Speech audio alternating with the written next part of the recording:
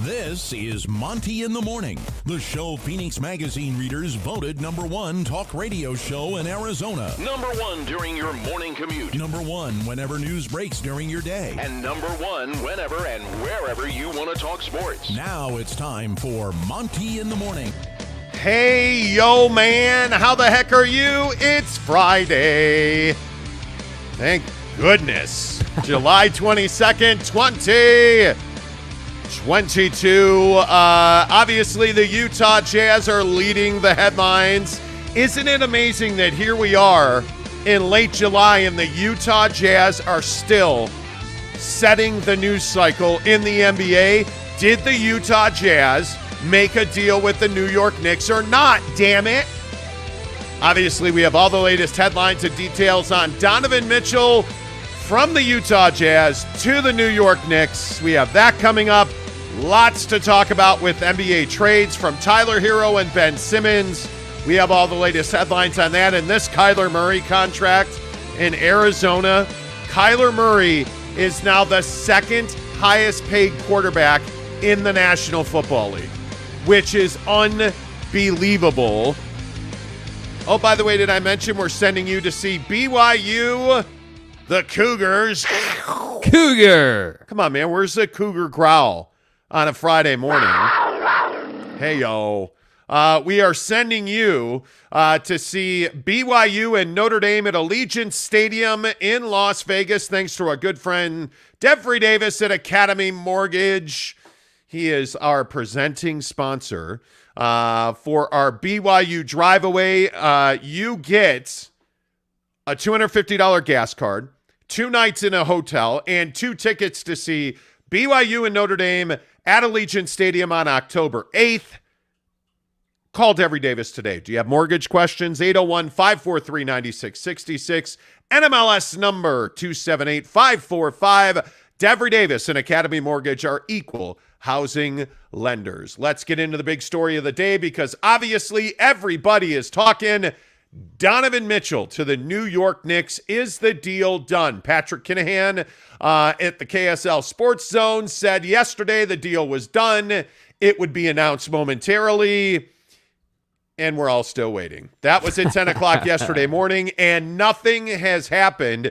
And as we've been telling you for about the last week, there have been some pretty consistent talks between the Knicks and the Utah Jazz. However, Utah Jazz CEO Danny Ainge, who's pulling all the strings for the Utah Jazz these days, has not come off of his very, very significant trade demands for Donovan Mitchell. By some accounts, he is asking for 6 draft picks. I have been able to confirm through sources around the NBA and at the Utah Jazz that Danny Ainge has not come off that mark. He wants 3 young players and a minimum of 6 draft picks. Now, as we reported yesterday on Twitter, it looks like things changed overnight on Wednesday night. I woke up to a text yesterday morning that said the Knicks were frustrated with the negotiations that had taken place. And then what do you know? We get a breakthrough late on Wednesday night into Thursday morning. And about midday yesterday, it came out that a deal was very close. Now, the latest is NBA sources are telling me that the Knicks and the Jazz have an agreement in place, basically a framework that says, hey, the Jazz are going to send Donovan Mitchell to the New York Knicks. The Jazz are going to have their pick of a veteran player to make the salaries work.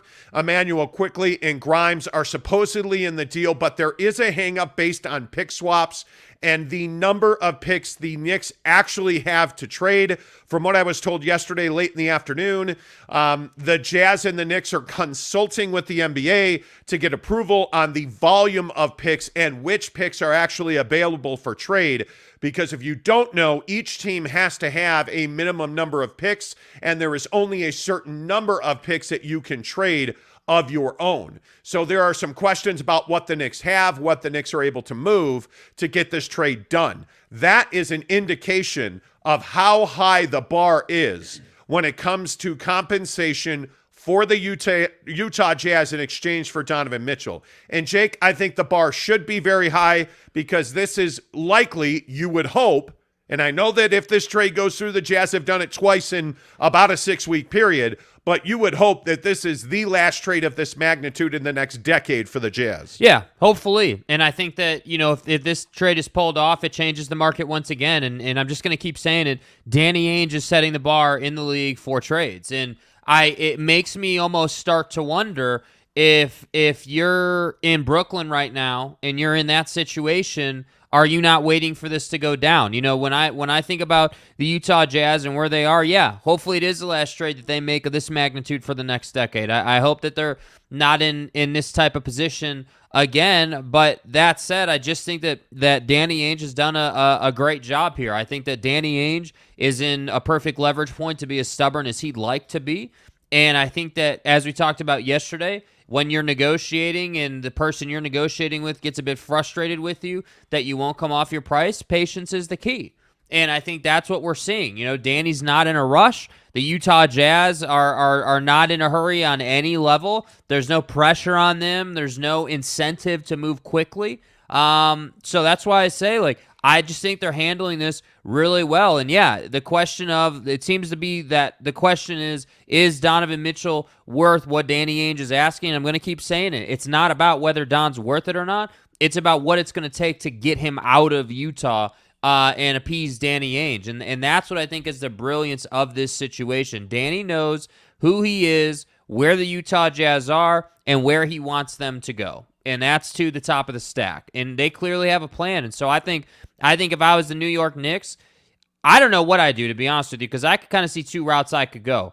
I could wait and try to let the first half of the year play out and try to get a deadline deal done and hope that Don doesn't have some amazing year and maybe his trade value goes down a bit or something like that. Or if I'm the Knicks, and this would be my preferred way, I would, execute a deal. That's what I would do. You're the Knicks. You have to get better. You clearly believe Donovan Mitchell can take you to where you want to go. So I just think that right now, this transaction may or may not be holding up many other transactions because Danny Ainge has a propensity of setting the bar for trade value for players, it seems. So it's an interesting time, to say the least. Yeah, I think one of the things that is abundantly clear here is Danny Ainge is not in a hurry here. And this goes back to the conversation we've had for the last probably 3 weeks about who has leverage and who is dictating the terms of this deal. And I will go back to what we have said for months and months now. The Utah Jazz are not in a hurry, or even, I don't think there's a sense of urgency to trade Donovan Mitchell. I don't think the Jazz are out shopping Donovan Mitchell.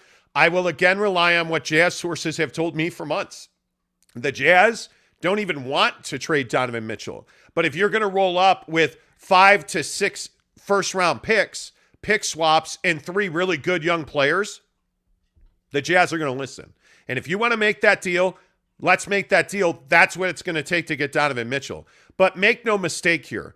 This is a complex trade. It takes time to do a deal of this magnitude. I think this is a very different situation from what you're seeing in Brooklyn with Kevin Durant and Kyrie Irving. You have a young star in Utah Jazz phenom, I would say, Donovan Mitchell, who is in demand around the league. There are 4 or 5 teams who would love to have Don. The problem is there's one team that can make this trade based on the assets we now know that it's going to take to get a deal done, and that's the New York Knicks. So if I'm Danny Ainge and I know that the Knicks are thirsty to make a Donovan Mitchell trade, why am I going to come off of my spot at all? And as we reported yesterday on this show, the Knicks voiced frustration to sources yesterday about Danny's unwillingness to budge. And I think that's why, if you're a Utah Jazz fan, you got to feel pretty good about Danny Ainge being at the top of the organization. Because why would you come off of what you're asking for when the Knicks are clearly willing to pay just about everything they have in draft capital to get Donovan Mitchell? And I do think, by the way, there is a lot of credence in this idea that the New York Knicks need a superstar. And I think Donovan Mitchell could be that guy. And I guess maybe, Jake, and I know we've talked about this ad nauseum as well, I think maybe this goes back to what you project Donovan Mitchell's top side to be. Because if you truly do believe that Donovan Mitchell is a guy, as I do, who can be a top 5 player in this league, I don't know why the Knicks wouldn't make this deal. But the question, and I think it's a big one, if you're the Knicks and you make a trade for Donovan Mitchell, does it make you a contender in the East? Yeah, I think there's no other way around it. Like, no, right now I don't think that it makes you a contender in the East, mainly because you're sending guys out like Evan Fournier and Obi Toppin and quickly. Like those are the guys that are rumored to be in this deal. So I don't even think that saying that making this deal doesn't make you an Eastern Conference Finals contender. I don't think that's an indictment on Donovan Mitchell. What it's an indictment on is, all right, yeah, you're coming to get Donovan Mitchell, but what does that do for the rest of the roster? What does that do for the rest of your team? Like, does Don have anything to work with besides his own game at that point? I mean, okay, you've got Julius Randle, you've got RJ Barrett. Okay, sure, those two guys can definitely help you. I mean, obviously, for those of you who listen every day, you remember we had a pretty, heated, passionate discussion, I think it was Wednesday, about RJ Barrett, and what he looks like. So does Donovan Mitchell make you an Eastern Conference Finals contender?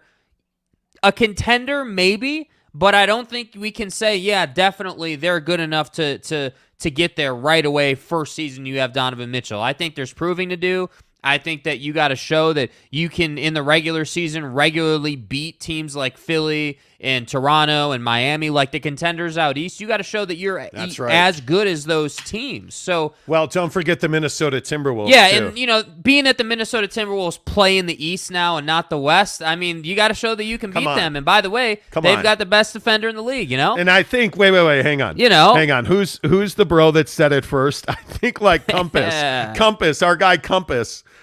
Is like Minnesota in the East. That's my guy, yes. Compass. Good to see you, bro. But in all seriousness, if you look at the Eastern Conference contenders, I don't think Donovan Mitchell puts you with the Sixers. I don't think he puts you with the Bucks. I don't know. In one of the other questions that I think we're open for business on today is, will Kevin Durant and Kyrie Irving, will they be Brooklyn Nets this season? Yeah. Because if they are, and if you have KD, Kyrie, and Ben Simmons on that roster together, you're better than the Knicks are. Well, and I just don't think that for Sean Marks there's any reason to rush. Once again, like, you have time, and again, I can't help but saying, like, dude, if I'm Sean Marks sitting there in Brooklyn in that building, I'm like, man, we got to let Donovan Mitchell's deal play out now, because if I've got Rudy Gobert's deal, Donovan Mitchell's deal, like, I now have leverage sitting in that front office. And yeah, of course, there's a line you have to play of not asking for too much, but asking for enough. But you want as much leverage as you can get. So now, me personally, I'm kind of in a place where I don't expect anything to happen until this Don thing gets put to bed. Like, until we get either a trade, obviously, or it's widely, like, league-wide agreed upon that he's not moving until, like the deadline or next summer. Yeah, and I think one of the things that's so important to talk about here is that I just don't think most people know what's happening. I don't. I think yesterday was the perfect example of how things change very quickly. Yeah. And you know what? Sure, we take a lot of heat on what we've said about the Jazz and Donovan Mitchell, and I think there is a lot of trade and information going on. And I think that it has been very difficult to get a clear read. I mean, we've had rumors and people telling us things, and I mean, we have not reported 99% of the things that we've heard about this deal. I mean, I can tell you the ridiculous nature of the swings in information on a Donovan Mitchell trade. It has been incredible. And that's why, like, last week when people are like, well, why aren't you tweeting about this? Your sources are made up. And because you don't tweet everything that you hear. Right. You don't tweet everything you're told, because if you can't get confirmation from both sides on things, and generally that's the bar for us. If we're gonna tweet and report something, we need multiple people telling us the same thing. And that's why the Knicks being frustrated, I think, is a really significant part of this story, because I don't think there's any doubt that if you go back in the history of time with the Knicks, they have failed miserably, especially since Jimmy Dolan came on board. They have failed miserably to make good decisions. The Knicks have struggled, whether that is their inability to land LeBron James, whether that is their inability You know, like I saw somebody talking about the Isaiah Thomas scandal yesterday. Like having Isaiah Thomas and having this scandal with Isaiah and having Isaiah run the building and having Charles Oakley, you know, thrown out of Madison Square Garden. Do you understand how downtrodden the Knicks have been for the better part of the last 25 years? Yeah. Do you understand how just incredible it is? Whether it's misfortune, bad luck, and certainly just mismanagement by Jimmy Dolan, you understand moments like this for the Knicks are absolutely critical. You add a kid in Donovan Mitchell. He's from Westchester County. His dad works for the Mets. He's throwing out the first pitch for the Brooklyn Cyclones. Like, this is a New York guy. And this isn't football. This isn't baseball. It's basketball. Yes. And in New York, basketball matters. What happens on the floor at Madison Square Garden matters. It's rule. It's law. It's the Mecca. The Garden. Yeah, and so you get a local guy like Donovan Mitchell who is ready to rock and roll. Hey, man, you got to make that trade. But how much are you willing to give up? Are you willing to give up Grimes to get this deal done? Are you willing to give up Topping, quickly, Grimes, 6 picks and swaps? Like, are you willing to do that to get Donovan Mitchell? I would not do that if I'm the New York Knicks. And that's the thing that I keep coming back to is we hear about these deals and it's done, it's not done. Yes, it is. No, it's not. If you're the New York Knicks, you better not be in a hurry here. You better not be frustrated. And this is why Danny Ainge is such a witch, because the guy says, this is my asking price. Are you willing to meet it?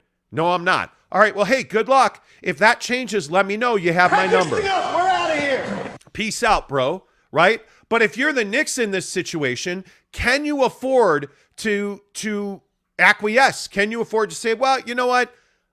Instead of 4, I will throw in 6. And yeah, you know, I didn't want to put Grimes in this deal. You know what? I'll put Grimes, and you know what? I'll give you your pick of whatever veteran you want to make this work.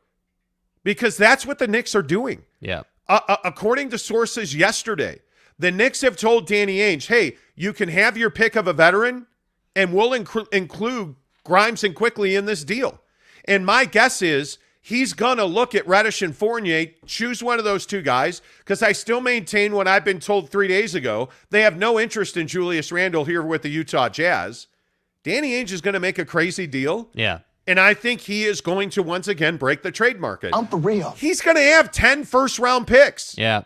That's incredible. Well, and I think clearly, you know, having all those picks, like I think the mission is to put yourself in a position to have leverage. And I think, you know, a lot of people take the, hey, we're acquiring all these picks as, well, it's a full rebuild. And I do think if you trade Donovan, yeah, it's got to be characterized as a full rebuild. I just don't think there's any way around that. Like, I've been pretty consistent. Like, if you keep Donovan Mitchell and you use the picks from the Gobert deal to kind of add some assets, then you're retooling. But if you trade Donovan and it's all new faces, like as a Jazz fan, I'm really curious if they trade Donovan Mitchell and, you know, you've got all these new faces in highlighter yellow uniforms. What's your appetite to go to Utah Jazz fans? Wow, bro. Do you have to drop the highlighter yellow? It matters to fans, Are bro. you kidding It me? matters. I'm sorry. Call me a hater. It does matter. Hey, you are a hater. Not only do we not have all our guys here, we're getting new uniforms that we're not in love with. Well, look, It matters.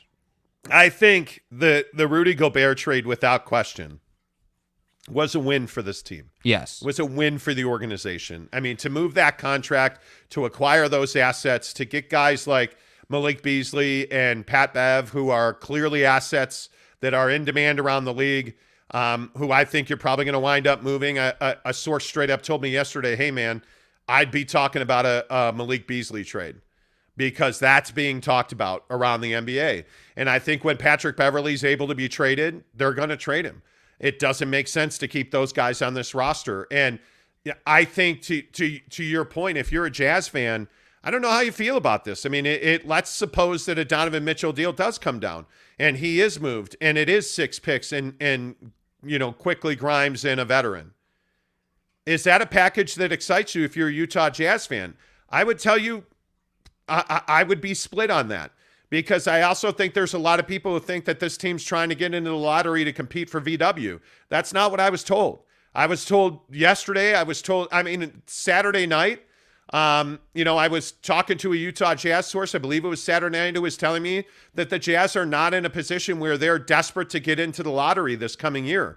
You don't have to be in the lottery to get a top tier NBA talent out of the draft this coming season. Like the 2023 NBA draft is legit 30 players deep. Yeah. And so I don't think that they're focused on getting VW or getting to the top of the NBA draft.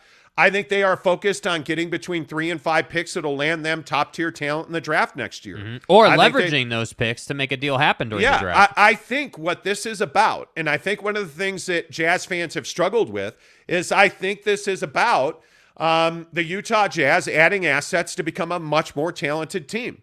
I think that for the last 3 years, you have not been deep. I think for the last 3 years, the Jazz have been stagnant in player development, and they have not changed this roster. Well, I can tell you those days are over very clearly. I mean, the Rudy Gobert trade, if it taught us something, it was that the Jazz are going to change this roster. Thanks. And if you make this Donovan Mitchell deal, granted, that's two of your top 5 guys and arguably your 2 best players, you're significantly changing the culture of that locker room. Quinn Snyder's gone. Rudy's gone. If Don's gone, you have to believe that Bojan Bogdanovic and Mike Conley are going to be gone. Royce is gone. You look at the difference in this roster from just 6 weeks ago, and you understand the Jazz want to get more talented, they want to get deeper, and they want to have top-down development. Mm-hmm. And I think that's exactly what these deals are about. So if you're a Jazz fan, I understand that you're not going to be enthused about going to games this year. If you're a Jazz fan, I understand that you're not going to be enthused about the status of this team. But one other thing before we get to your comments, and if you're here right now, bless you, friends, please give us a thumbs up. It really helps the channel grow.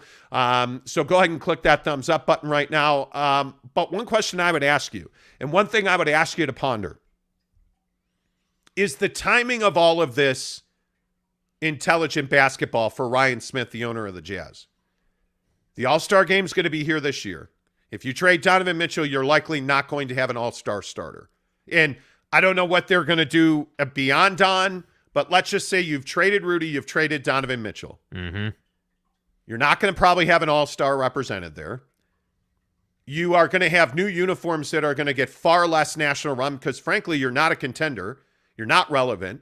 At that point, I mean, let's be honest. Yeah. You're not a relevant team in the NBA if you trade Donovan Mitchell. You're just not. Yeah. So your new uniforms are not going to get run. Your building's not going to be full. Your revenue's going to be down because those uniforms are not going to sell, and people are not going to buy tickets and hot dogs and beers and, popcorn, right? They're not spending money in your building. I don't know that the timing of this lines up. And philosophically speaking, I don't know that this lines up. And the question that I have is Ryan Smith doing a good job as the owner of the Jazz? And I know that perhaps you don't always get to do things the way that you envisioned. And you don't always get to do things in the NBA in an A plus B equals C fashion. I totally understand that. But what I would say to Ryan Smith is it's not ideal to trade your 2 best players, tear your roster down, a month after you release new uniforms poorly, by the way, release new uniforms, and the same year that you're having the All-Star game in your building. And it makes you wonder if Ryan Smith has caught up with the learning curve in the NBA. Because Danny Ainge is one thing. He's a killer. Danny Ainge is an assassin. Danny Ainge doesn't care about the All-Star game or the uniforms. Danny Ainge cares about winning games for the next 5 years. Mm-hmm. And Danny Ainge is doing exactly what you need to be doing. But the thing that I would say about Ryan Smith and Danny Ainge, when you have the All-Star game and you're in a critical moment in time, perhaps a complete teardown and rebuild, which if that's what happens and this Don deal gets done, and I have no reason to believe it won't, if this Donovan Mitchell deal goes down, you have no reason to go to games this year. Was this the ideal timing to do a complete teardown and rebuild? That's a question that I'd be asking. Yeah. And I'd love to ask Ryan Smith that, by the way. We've asked for him to come on the show multiple times. He's declined. Well, he hasn't really said anything. But let's get your thoughts on it. What are your feelings on this trade? If you're, I see that we have a ton of Knicks fans and NBA fans and Jazz fans in here today. What are your thoughts on this? How do you feel about this? Are you excited as a Jazz fan to go through this? Caleb says, good morning, Caleb. Yeah, Monty, so you can say, yay, our all-stars, and then trade him right after. Exactly right. I mean, that's tough, dude. Very tough. Cody Strickland, my friend, what's up? He says, so if we trade Mitchell, will we unload everyone who has value for picks? JC, Bogey, Mike, Pat, etc. What will those trades look like, picks-wise? I think there's a real good chance, and Cody, I think that's a really good question. Yeah. I think there's a really good chance that you have 5 or more first-round picks in this upcoming draft, and I think there's a real good chance that going from 1 or 2 future picks to probably a dozen or more future draft picks, protected, unprotected, 2029, 2137, like it doesn't matter the year. Yeah. You're going to have a lot. The question is how many of those picks will be unprotected, because that's all that matters. And if you look at the Jazz with their upcoming pick, they're not going to be good this year. So their own 2023 pick is going to be valuable. I'm curious when this team starts spending money after this rebuild, because again, I'm surmising no Donovan Mitchell trade has been announced or told. And again, if you're just tuning in, the latest details that we have, the latest intel behind the scenes that we have is that the Jazz and the Knicks are close to completing a deal, but they are waiting for guidance from the NBA on how many picks, how many swaps, what can we legally do? Because there's a lot of picks that have changed hands multiple times. So you're trying to figure out like the legalities of that from what I've been told. Yeah. So that to me, it can get kind of complicated. It is very complicated. It is very complicated. Gabe Ledley, first one in this morning, says, morning, boys. Which random NBA fan base are we triggering today? Exactly right. Compass says Spurs. Colton Bitten says, good morning, Tim and Jake. Good morning, Colton. Good morning. Bittens. Appreciate you. Steve Hambone, good morning, guys. Happy Friday. Good morning. Ramses 10, good morning to you. Colton says, say Jazz trade Don. Do you see Ainge sticking around for 3 to 5 year rebuild with most of these assets being 2027, 2029? I think that's a really good question. I do. I think Danny Ainge is going to work until the job is done. And one of the things that I question here, and I think is an interesting talking point is, are you Oklahoma City? Are you Houston? Orlando? Hey, we tore it down. We're going to draft. We're going to be young for 5-7 years. I don't get that feeling. I don't. I think from what I'm told by sources at the Jazz, they want to win. And I think that part of this is when you talk about the All-Star game and starters in the All-Star game and like that whole dynamic, yeah, sure, timing may not be great, but on the flip side of that, could that also mean that Ryan Smith is truly committed to winning as quickly as possible? Because don't forget, what was it, just 6 months ago, we had people saying, well, they're not going to do anything because they prioritize the All-Star game over winning a championship, right? We all remember that as Utah Jazz fans, that whole storyline. And so that's why I say, yeah, timing's not great, but it could be that they're getting super aggressive and they are just committed to winning. And so when we talk about Danny Ainge's future with the Utah Jazz, yeah, I think he's going to be around. I don't understand the logic of coming into an organization, trading the 2 best players, completely changing the roster just to say, yeah, I got to retire and play my 18 holes of golf every day. You know what I mean? Like that just doesn't make a lot of sense from an organizational standpoint. Yeah, I would agree with you on that. JP Shanahan, good morning, sir. He says, crazy thought, what if the Jazz had kept Gobert and traded Mitchell for Durant? Well, they didn't.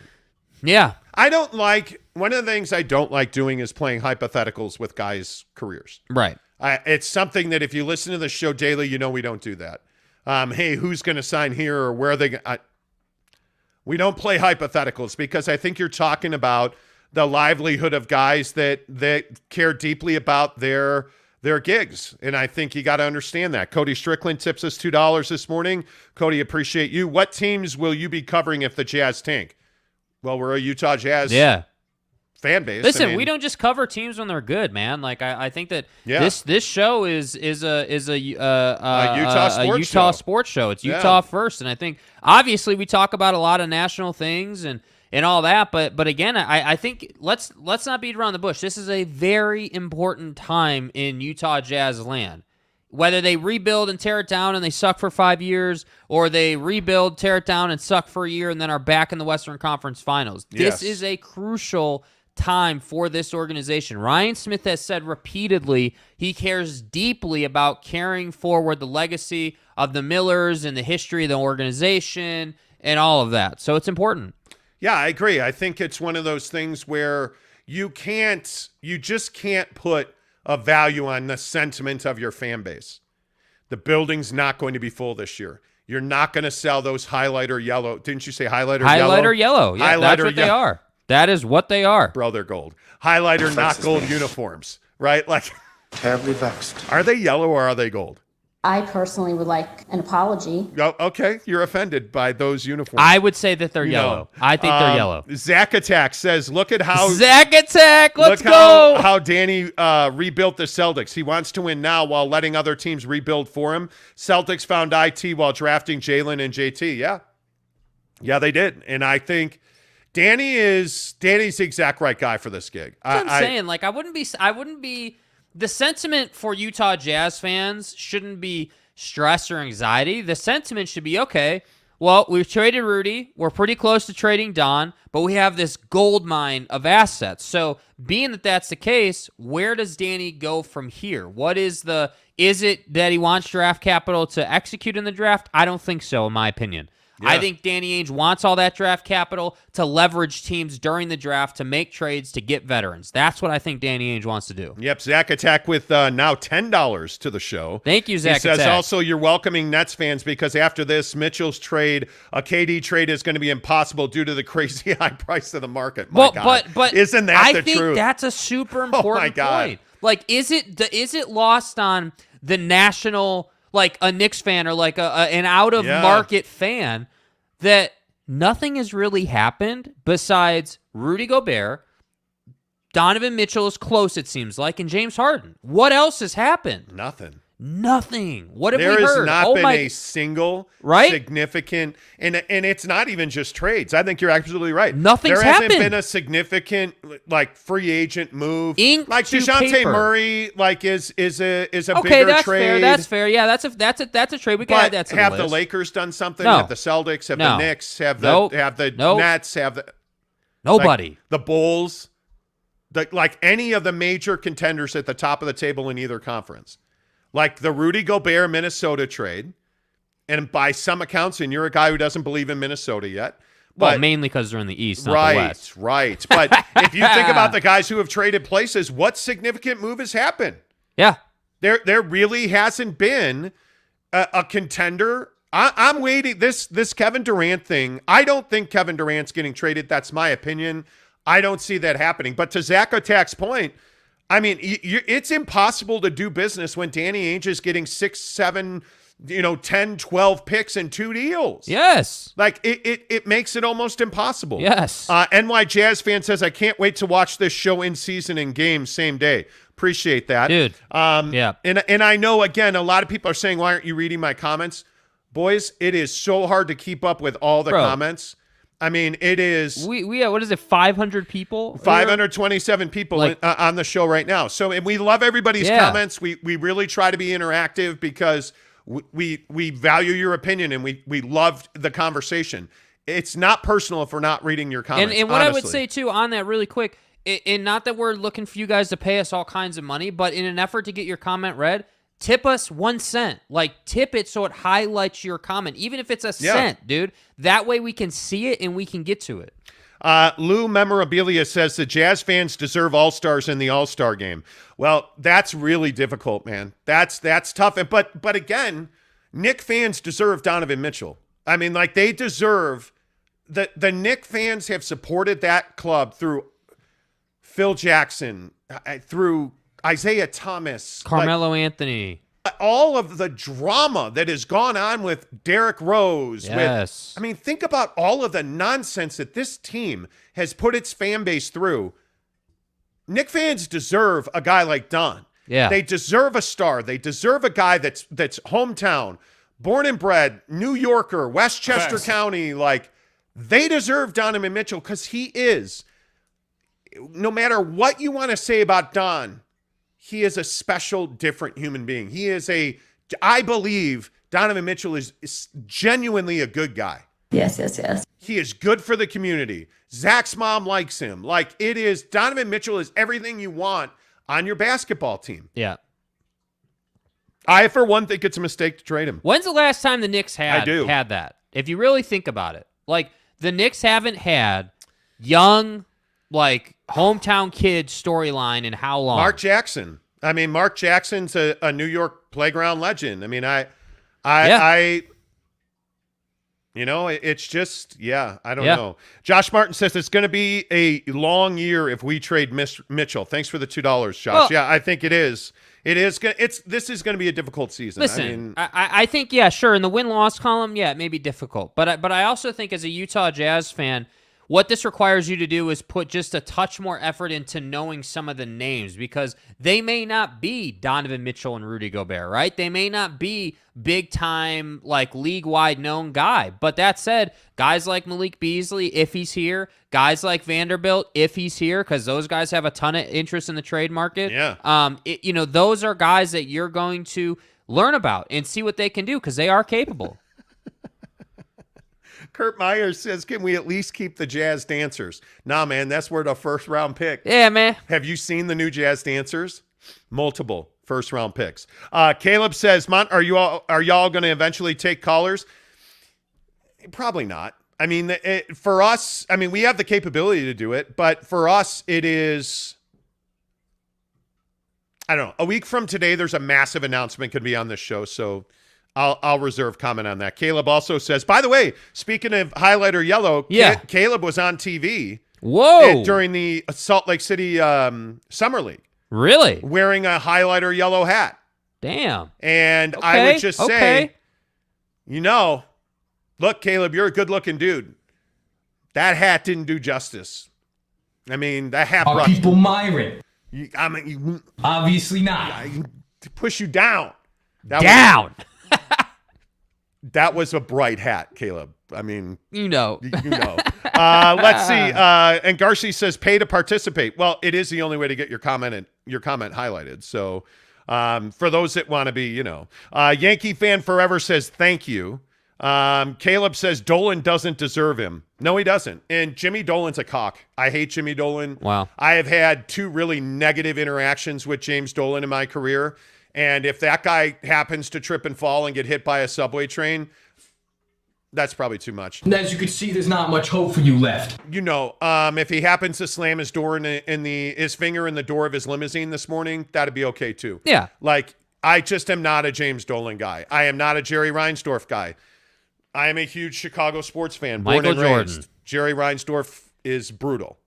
He is. He's not as incompetent as James Dolan is, but he's close. But Knick fans deserve a win. They really do. Erich Tavera, good morning, my friend. It's funny how Gobert once again made waves, and as his trade pretty much stunted and made KD trade complicated as to any trade in the NBA. Totally agree. Absolutely. Yeah, well, why is that, though? I think this is an important point. Why is that? Because, again, and this is no indictment on Rudy Gobert. It's just how the league views him. Hey, if Danny got that for a guy who basically doesn't have any individual offensive game and is defensive first, if you got that for Rudy Gobert, well, what's the asking price for pretty much the best player in the league? Yeah. That's the problem. Yeah, all 623 of our current viewers, please give us a thumbs up. That really helps the channel grow. We appreciate you being here. And again, if you're just tuning into the show this morning, we are talking about the Utah Jazz and the New York Knicks are on the verge, according to sources, of making a deal for Donovan Mitchell. The very latest news that we have on that is that the Jazz and the Knicks have the framework of a deal, which means that somewhere something changed, because 24 hours ago we woke up to messages that essentially said, hey, the Knicks are really frustrated with Danny Ainge and the Jazz because they won't come off of their spot. They won't come off of their ask for 6 draft picks, multiple players. Mm-hmm. And then yesterday around, I don't know, what was it, 1 o'clock in the afternoon, we started hearing that, hey, a framework of a deal is in place. that the Jazz will have their pick of a veteran player on the Knicks roster, plus 3 young guys, and a gat of picks. Yep. And that what we were told late last night and this morning is that the Jazz and the Knicks are consulting with the NBA to figure out what is actually available for trade. They're trying to confirm essentially, hey, all of these picks are available to be moved. Yeah. Because I do think pick swaps are going to be a significant part of this. And I do think future first-round picks are going to be a significant part of this deal. So there are some questions, and I think the Jazz and the Knicks are doing this right. If you have a framework, there is no need to rush through a deal, because the last thing you want is to have to tweak a deal after guys have changed place. So getting this deal right with the NBA now is actually a really salient point, and I think the right thing to do. And that tells you that you have 2 guys, Leon Rose with the New York Knicks and Danny Ainge with the Utah Jazz, who are not rookies at this. These guys are two distinguished veteran operators in the NBA. Danny Ainge is an executive, and obviously Leon Rose is a prolific talent representative. For those of you who don't know, Leon Rose was a very, very good agent before he became an executive with the Knicks. So you have 2 guys that are used to operating at the top of the NBA. So my guess is this deal gets done. I would not be surprised if it got done today, but certainly I think the Jazz and the Knicks have the framework of a deal, and I think they are simply waiting for the high sign from the NBA to get this done. So, hey, more power to them. I think, again, if you're a Utah Jazz fan, this is a transformative moment in time for the Utah Jazz. But again, from the Knicks perspective and the Knicks side of the game on this, I also think this is a transformative moment in time for the New York Knicks. And if you are not familiar with Donovan Mitchell's game, my opinion is, in my 30 years of covering players, I've probably only seen 5 to 10 players with his kind of upside. And I think there's no reason that he cannot be one of the greatest players in the history of the New York Knicks. He's an assassin. I mean, I honestly think that he can be one of the top 5 players in the NBA. Donovan's got to come back with a more willing defensive mindset. He has got to continue to grow his mid-range game. And if that happens, look out. Because Donovan Mitchell is a guy, in my opinion, the first 2 months of this coming season is going to average 30 points a game. All gas, and no break. Yeah, seriously, Coach. If he's standing next to R.J. Barrett, and if they have, obviously Jalen Brunson's their big headline of the season, I think if you put those 3 together on the floor, I mean, that right there is a formidable pairing. Now, you add Mitchell Robinson into that, you add depth. The question is, how many young guys are you going to have to give up? What happens to Derrick Rose? What happens to Fournier? What happens to Cam Reddish? How many of those guys are leaving New York in this deal? But the bottom line is Donovan Mitchell's a transformative talent that I think the Knicks can really benefit from having on their roster. Yes. So we'll see what happens, and we'll see, to Erich Tavera and everybody else's comments this morning, does this deal open up a pathway for more deals to happen? One of the stories I think we have to talk about is this situation in Brooklyn with Ben Simmons. There were rumors around the NBA yesterday that Sean Marks and Mr. Sy, the owner of the Brooklyn Nets, were a little hesitant to trade low on Ben Simmons because Ben has had a really productive summer. He is, by all accounts, really rehabbed this back quite well. And Ben Simmons mentally is in a good place from what he said at Summer League. It wasn't an accident that Ben Simmons was showing himself around town and in the arena at Summer League saying he's ready to go and he's excited he's pumped to get back on the floor. So I think that's a significant talking point here. Yeah. And I think if you are the Brooklyn Nets, I think you're probably in the right frame of mind if you're not wanting to give up Ben Simmons for a very little return. Yep. But then again, I also think you should have made the Kyrie Irving deal with the Lakers already, because that's the guy I think you got to get off the roster. So let's get some more of your comments in here. The Blind Swartzman DS with a $4.99 tip. Appreciate you, my friend. He says, didn't some of the young players at Jazz are getting help the Knicks make the playoffs in 2021? Oh, I don't think there's any doubt that Emmanuel Quickley is a guy that if you're the Jazz, you value very highly. Yeah. Oddly enough, at one point we were told he had to be in the deal for the Jazz to make the deal. Oddly enough, he's also very close friends with Donovan Mitchell. So it'll be interesting to see what happens there. I think when you look at the young players, I think what we saw out of Grimes in the Summer League was nothing short of stellar. Now, Summer League hasn't meant a whole lot. Right. But I think when you look at Grimes, you look at Quickly, you look at some of the young talent. I myself am not a huge fan of Obi Toppin. It's interesting. We were listening to Tony Jones yesterday talk about Obi Toppin. There is no bigger New York Knicks fan and observer in this town than Tony Jones.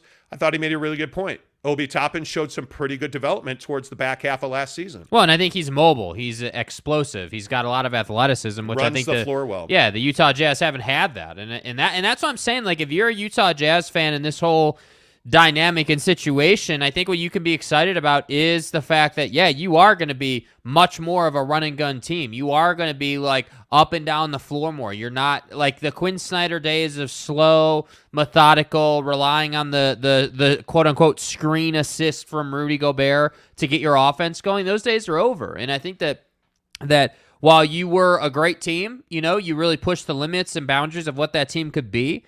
Now it's time to get to the next generation, and I just think that guys like Obi Toppin or Emmanuel Quickly, when you can put a good group of young players together, while the Western Conference is really deep, I still think that you can be good inside of, 2 seasons, maybe? Something like that. I think it obviously depends what Danny does with all the draft capital, but it doesn't have to be a 5-year thing. No, it doesn't. And I think, you know what? I think you're exactly right. New York NY Jazz fan tips us $2 and says, show me the Monty. Click that thumbs up button. Appreciate you very much.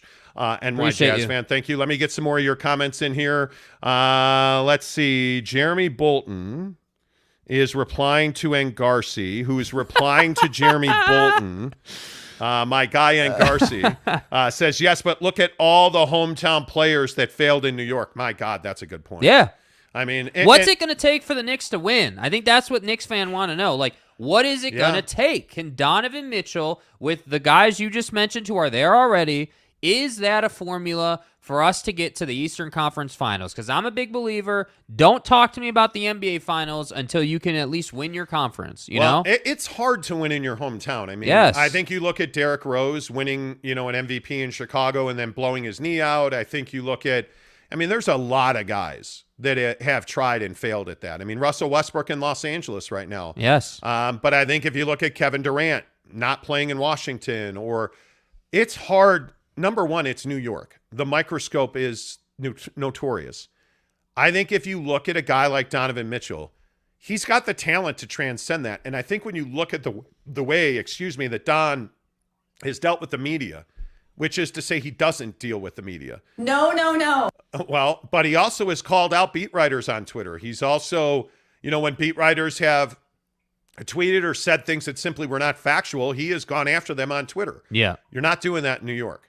And I think Donovan Mitchell, one of the things that Donovan Mitchell certainly has showed us is that he's got a savvy about the way he handles his business. Mm-hmm. So I think there's a very good chance that Donovan Mitchell's a guy that I think can operate in New York. No doubt. His dad works for the Mets. He's from New York. This is not new to him. How much does the respect factor for Donovan Mitchell go up if he's playing in New York? Because I think that's one thing that, being a Jazz man, I think he doesn't probably get the respect for what he's capable of that he deserves. Now, he hasn't won, right? He hasn't done a whole bunch of winning. He's definitely shown some downsides in his game. But make no mistake about it. Donovan Mitchell is an absolute killer out there. And I think that sometimes he gets shaded when he really should be touted as really good in the league. Certainly. Yeah, I think you're exactly right. But that's a really good point, Ngarsi. I think I think that's a very good point. Gabe Ledley says, Jake, just the tip, Montemayor. Exactly right. Right. Exactly yes, right. Yes. Adam C. says, Pat Bev got a high ceiling. Well, I think Patrick Beverley is that guy that if you're like the Clippers openly talked about the fact they missed him. Yes. On their team. I think that's who you are if you're Patrick Beverley. The hard part is that if he's not on your team, you can't stand that guy.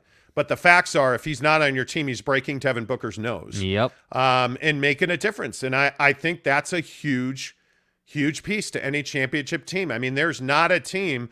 I look at the Boston Celtics and Marcus Smart. I think Patrick Beverley's much more of a, he's a guy that on the court is a jag. He's not a nice guy on the floor. But Marcus Smart doesn't take it to the level, and I don't think he has the quality that Patrick Beverley has, like understanding, containment. I think we saw Marcus Smart melt down against Golden State in the finals. Yeah, I mean, look, I think that when you play on the edge like that so much, like guys like, Draymond, Marcus Smart, Beverley, like those guys. What does Draymond Green have that those guys don't? Rings. Yeah, he has rings. He has admitted that the Boston fans got in his head, and they still won the series. So Yes. I think Marcus Smart and Patrick Beverley are very similar players. I just think that if Patrick Beverley was in place and next to Marcus Smart, they beat Golden State. Yeah. I look at teams like I'd love to have him on the Chicago Bulls. He's what that team lacks. I think if you're any championship caliber team right now, whether that's, if you look out west, whether that's Golden State, Denver, you look out east, whether that is your Minnesota. No, I'm kidding. I'll stop with that. But whether you're Brooklyn, whether you're Milwaukee, whether you are Philadelphia, you can't tell me Philadelphia wouldn't love to add Pat Bev's tenacity to James Harden and Joe. Like, I mean, well, and I think that's the point, right? Like, guys like Patrick Beverley, are what your team rally around when they're on the floor. So when Pat Bev is on the floor, he is your whole existence. He's going to annoy the other team. You're going to rally around him. You're going to draw energy from him. When he's on the bench, yes, he goes away. You don't hear from him. He's not a problem. And I think I feel like in the league today, that's what a lot of teams want. They want guys who contribute, do their thing on the floor, whatever that level is, whether you're Kevin Durant or some young guy. Just do your damn job on the floor and don't be a problem in the locker room. James Knight says Jazz fans won't hate on Don like they did on Hayward. Thanks for the $2.99 there, James Knight. Good to see you, my friend. Yeah, I think you're right. I think Donovan Mitchell's in a different place than Gordon Hayward is, just because the Jazz so mismanaged the Gordon Hayward restricted free agency situation. Well, and Don's done more than Gordon did. And I think Don's been a higher caliber player than Gordon was. I don't think there's any doubt. Gabe Ledley with $1 tip. Appreciate you. New York Jazz fan tips us $2 and says, if we trade Donovan Mitchell, how will this affect a new TV deal? Well, one of the things that I think is that I'm a little surprised that we haven't gotten a new TV deal from the Jazz yet, that we haven't gotten a streaming package, that we haven't gotten, I mean, he's probably self-aggrandizing, but did anybody catch what the CEO of Netflix said? That in a decade, broadcast TV will be obsolete. And it damn near is now. I mean, you look at, if you're not on cable, you're not relevant. And if you don't have a streaming deal, you're not relevant. I mean, you look at what Amazon's doing with the NFL and the kind of talent that Amazon, Andrew Whitworth hired by Amazon yesterday for their NFL coverage. I think that the best part about the Knicks is Madison Square Garden. The best part about the Yankees is Yes Network. The worst part about the Jazz is I don't know where they're going to be on TV. I have to hunt their games. And that's the best way to describe it. When you have to put effort in to finding the game on TV. Yes. That's the problem. Like, I should know, okay, it's on this channel every single night when they're playing, and it's typically going to be this time. I need a ping on my phone that says, hey, the Monty Show's live right now. Like, how are we more ready on your phone than the Utah Jazz are? It's crazy. How is that possible? Yeah. And I just don't understand it, because I got to tell you, how did I watch Salt Lake Summer League? How did I watch Las Vegas Summer League? Through the NBA app on my phone. Why can I not watch Jazz games? Why can I not get inside information and content on the Jazz? Look at the Lakers. You can hate the Lakers all you want. The Lakers have one of the best content packages in the NBA. Yeah. Because they have Sportsnet LA. You know, you get inside the Lakers, inside the Dodgers. You get the Yes Network and MSG do tremendous behind-the-scenes programming. Yeah. We get none of that in this town. And it makes me flipping crazy. Yeah. Because as sports fans, we need that. We need that. There is, and again, I don't want to go too far into it. We're going to actually talk about this in a minute, though. In about 20 minutes from now, we're going to talk about the state of the media in this country. But I look at ESPN. I need more from ESPN. But that's ESPN 700. That's ESPN TV. That brand is so powerful. Do more. Right? Yeah. We're thirsty for coverage in this town. It's incredible. And who's the best media company in Utah? It's BYU. BYU by far. by far. BYU TV, BYU Online. The days of TV being good enough are over. It's over. It's not just that, hey, like you're just on TV. Like, I got news for you. That's an iPhone 13 Pro Max. That's where people are finding content. I need it on my phone. So I want, all your new draft picks. I want content on those guys. I want, like, if I'm the Knicks, I gotta have. Hey, Donovan Mitchell just rolled up. I want Donovan Mitchell walking off the plane. I want Donovan Mitchell at shoot-around. Like, whatever, man. Like, just bring me in. Like, if you think about, why does everyone love Hard Knocks? Let's use Hard Knocks. Yeah. Why the hell does everyone love Hard Knocks? Because you get things that you wouldn't even think about. Like, as an example, during the time that we can't talk about on YouTube because YouTube doesn't let us talk about it, when you're watching the Cowboys, watching Cowboys players come in and get registered and pick up little things that they put in their pocket so the team knows who is and who isn't. Like stuff like that you just don't get on TV. That's what people want now. It's not just good enough to be on TV. Yeah, and I think one of the things that's so clear is we talk about the latest news on the Jazz and the Knicks and the NBA free agency and trade market here on the Monty Show.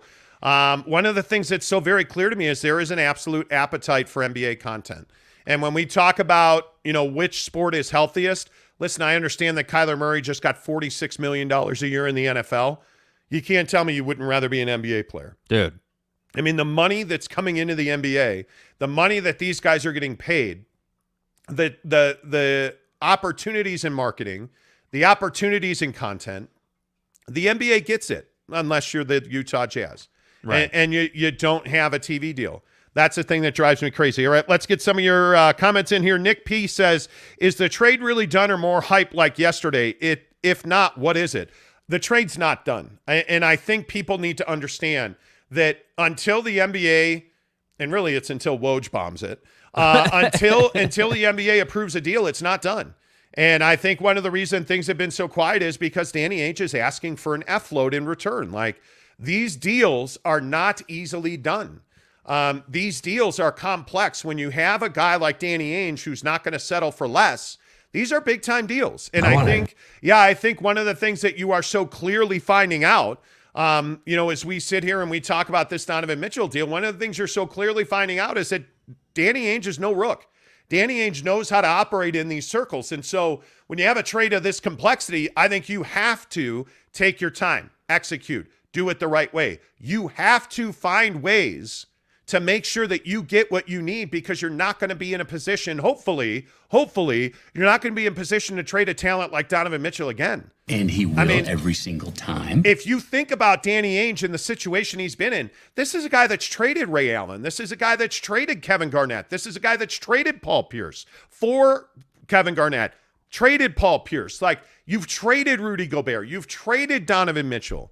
I mean, this guy knows how to get a haul in return, and that's what he's going to get from the New York Knicks. Here's what's going to happen, Tonto. You're going to do what I want. And if you are making a deal with Danny Ainge, the thing that I would say is buyer beware, my friends, because this is not something that's easily done. Yeah. And that's why I say about Sean Marks in Brooklyn, I don't know if Sean Marks has the balls to make a deal like this.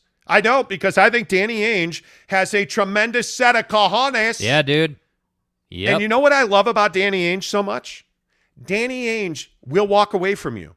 It's what I always say about buying a car.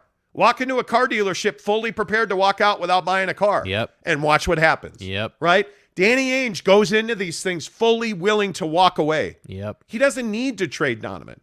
He doesn't. And that's the beautiful portion, man. Big Dog O-Town gives us a $5 What's tip. up, What's baby? up, Big Dog? He says, let Gangsta D do what he do. Produce banners, true fans. Let's go get behind the Beehive assassin. Get busy. Shout to Mobamba. Let's go. Win championships, right? Appreciate you, Big Town. That's the bar. You, bro. RJ Breezy says, well, walk away from the Knicks. Why would you walk away from the Knicks? I wouldn't. First of all, it needs to be said. The Jazz didn't walk up to the Knicks, right? The Jazz didn't do any walking here. Yeah. The Knicks traveled across the country to talk to the Jazz and have been doing that for 8 months. Like probably since December or so, we've been hearing, hey, the Knicks have talked to the Jazz. They want Donovan Mitchell. Like, This is not new. This is not like just happened yesterday type material. I mean, this is something that's been building. So when you say, hey, like, why don't they just walk away from the Knicks? Because they don't need to walk away from the Knicks. They have the Knicks over a barrel, and it's that simple. Look at Zayman with a $5 tip this morning. Good morning to you, Zayman, again. He says, Danny to the Knicks front office. Oh, hey, man, by the way, one more thing. Hey, guys. I'm afraid I'm going to go ahead and need each one of your firstborn, too. Hey, guys. Hey, man, he's not only getting the basketballs. He's Yeah, getting dude. the rack. He's getting the bag. Danny's taking him for a ride. We'll see. Adam C. says Leon, and I think you mean Leon Rose, right? Leon won't get ripped. Well, I don't know about that, bro. I don't know about that because I think getting ripped is like defining whether you got ripped or not depends on how you value Donovan Mitchell. So, like, yes. if Leon Rose says, hey, like, Donovan Mitchell's worth 3 guys and 6 picks, let's say, and whatever else, then Leon doesn't feel like he got ripped. But on the Utah Jazz side, like, I tend to agree.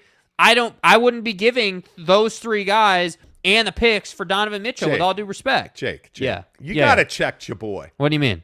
Jeremy Bolton says Mitchell/Brunson equals Caruso/Steve Blake. Get the hell out of here. Wait a minute. Wait a minute. Did you just drop Steve Blake on this show? Man? Did you really do that? Dude. Steve Blake?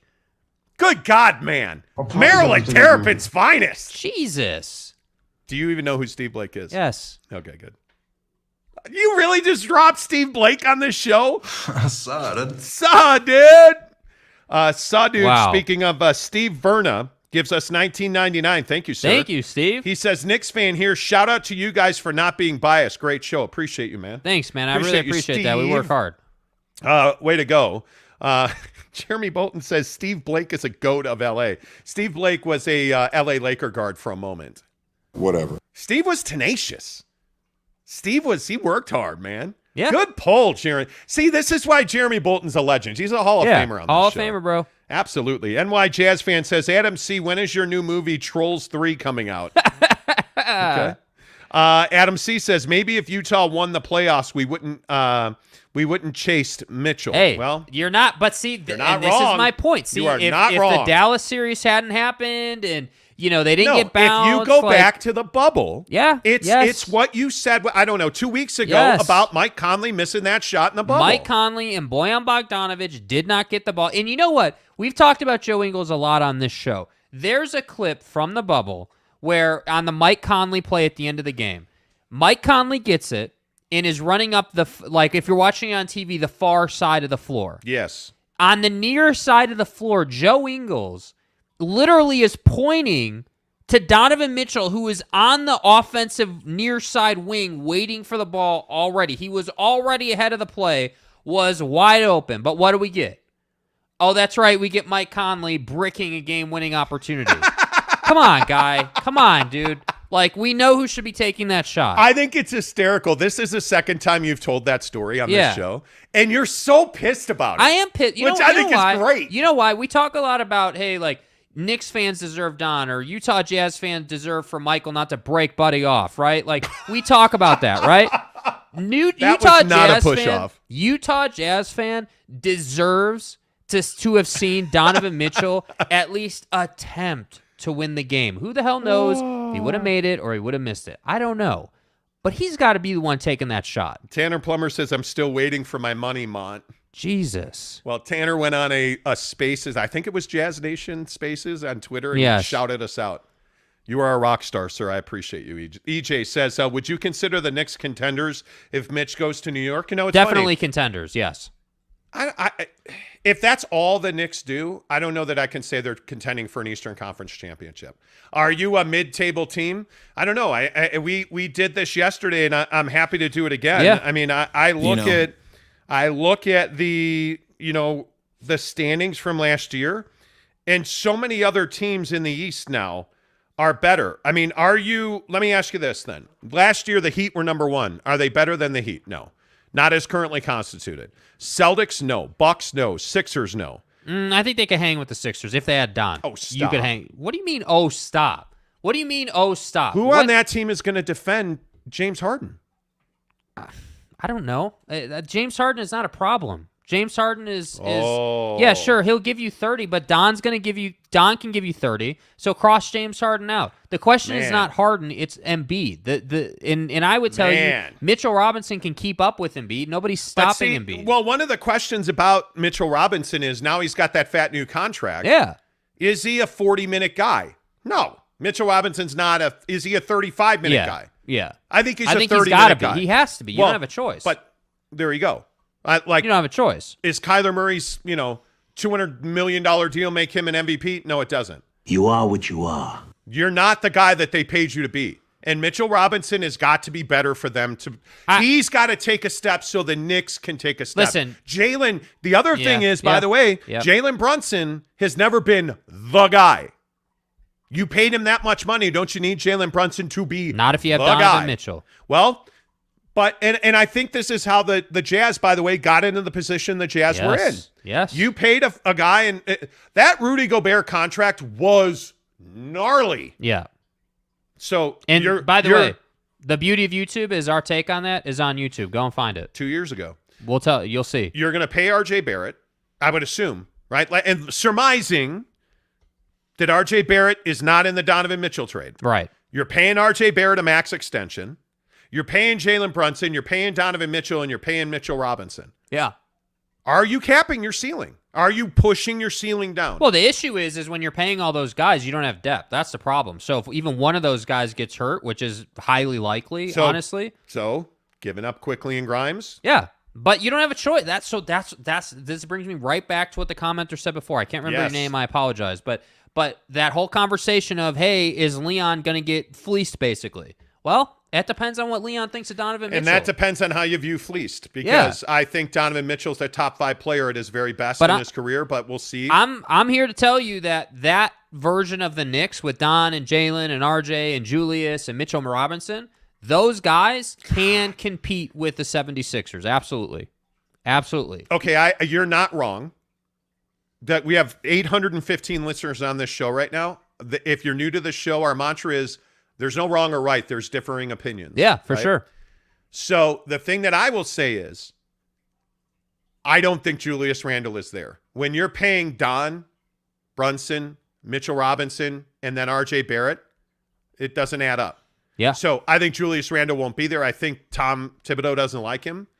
And I think they're going to move him for money reasons anyway. He did have a weird end of the year. He did. Tom Thibodeau is not going to be there. I'm a Bulls fan. Trust me, I know. That's not. He's not that guy, pal. Yeah. He's not. Yeah. Tom Thibodeau is not that guy, pal. And I'm telling you right now, we don't know if this team's a contender with Donovan Mitchell until we get to training camp, and let's see who they are. Do the Knicks have the balls to make a deal at the deadline after trading for Donovan Mitchell? Well, doesn't this make you committed? Like, if you're the Knicks, like, aren't you like saying, "Hey, we're all in," and when we get to the deadline? And Knick fan, I don't have to tell you this. You've been all in how many times, and it's been a wreck. Yeah, but this is different, right? But it's not that different. It's not that different. Yeah. Because you were all in when Patrick Ewing missed that finger roll. So get your facts straight. Okay, cool. I paid that guy. He didn't come through. Totally get it. Yeah. How many times, though, have you torn this thing down and relied on Alec Burks to make a jump shot? Okay, so you're not that team anymore, right? Now you're Don, Jalen Brunson. There's been a leveling up, it feels like. Right, but you're not going to have young guys who are growing and have a higher ceiling. Now it's, hey, max contract extension guy in Donovan Mitchell, who, again, I think he's going to be 30 points a game, Don. Yep. You have this really good piece that you don't know what he can turn into in Jalen Brunson, and you just paid a big in Mitchell Robinson a pretty good, hefty bag of cash. Yeah. What does all that mean? Derrick Rose, whether he plays a game ever again or not, let's surmise. Derrick Rose is a really important part of this now because that guy is a mentor, and I think you need him to contribute on the floor, but you need him off the floor as well. I agree. There's just so much of, and it's New York, by the way. Good Lord. But this is what I mean. Don has to come to the plate ready to go. Like, Don, it's not just 30 points a night. Like, and I've been saying this for a minute. Part of the thing on Donovan Mitchell is he's got to mature as a leader. It is time for him to grow the F up and say, okay, this is my team. I'm the guy. You know, yeah, sure, Jalen, some people will tell you Jalen Brunson is as good as Donovan Mitchell, whatever. I'm telling you, Donovan Mitchell is the face of this franchise if this deal happens. And part of that responsibility is making sure your boys are ready to go, making sure that, that you're on the same page, and that starting five has a lot of cohesiveness, and we're not having, like if you look at the Dallas thing with Jalen and Luka in the playoffs, right? No Luka, Jalen's the guy. Luka's on the floor, Luka's the guy, and Jalen's minimized. You can't have that in this starting five. It's got to be a good, cohesive thing. But it's hard to win in New York. It is. I think I see the battle in the comments now. Stop comparing New York and Utah. There's nothing to talk about. You're fucking New York City, bro. Yeah. You're the excuse my French, but the expectation's quite different. It's the Mecca. And you can't compare Bill Parcells and the Giants or Jim Fossil and the Giants and, well, the Jets never win. But you can't compare. I'm sorry, that was me being a jerk. That was insensitive, You can't bro. compare the Yankees, Mets, Giants, Jets, Knicks, Nets, Wimbledon. You can't compare on the Jets today. You can't compare those things. Yeah. It doesn't matter. We're talking about the New York Nets, Knicks, and stuff. Yeah. But the reason I said Nets there was because I think the Nets are a cautionary tale. Y'all feel me? Nobody's got more money than Joe Tsai. And what has that gotten you? Nothing. That's gotten you an abject failure. I think the Knicks are in position to be doing this right. But is it good enough? It's funny you bring up the Nets because, yes, it has been a failure. There's no way around that. But you did get to big games, big moments. Kevin Durant taking, and making huge shots. Like you were the league for about 5 minutes. No disrespect. Yeah. So for the Knicks, is it good enough to get to the Eastern Conference Finals and lose? Like that's what I struggle with. You make this deal. What is good enough? If you're a Knicks fan, do you feel good enough going to the Eastern Conference Finals and losing? What is the benchmark? Okay, wait a minute. Did somebody really? Okay, first of all, Jeremy Bolton, you're killing me today. For $2, he says, "Do you guys even watch Knicks basketball?" No. Wait, the Knicks. Wait, I thought we were talking about the Yankees. Aren't the Knicks in the West? No, the Knicks are a baseball team. Oh, damn. Come on. We all know the Nets are. They're a tennis stuff. I don't know. I'm just being an idiot. But wait, did somebody say, and I'm not going to go back, I just saw one comment that said somebody said that Rudy Gobert was misused in the offense. Bro, do you even watch Utah Jazz basketball? Yeah, sorry, we can't. There's too much to talk about to get to that. Come on. Let's see. Adam C. says, D. Rose can't believe you sleeping on him. Oh, my God. I'm not sleeping on D. Rose. I'm not. I love Derrick Rose. He should still be a Chicago Bull if he hadn't lost every ligament in his body at some point. Rough, man. And stuff. Jeremy Sevre says, what's the difference between Don being traded to the Knicks and Carmelo being traded to the Knicks? Is the situation better for Don than it was for Carmelo? I think you're in a different generation now. I think the game, when Carmelo Anthony was just some young, arrogant kid coming out of Syracuse, the game's completely different. I mean, it just is, it's not even the same conversation, I think. But what I'm saying is you can't, under any circumstance, believe that Donovan Mitchell is going to go to New York and do anything but blossom and bloom. Yeah. Because I think this kid is special. I think, there's a lot of people in the comments I saw criticizing his leadership. Donovan Mitchell was never shown how to lead. Yeah. Donovan Mitchell, remember, this is a guy that's 5-6 years into the league and has never had adversity until right now.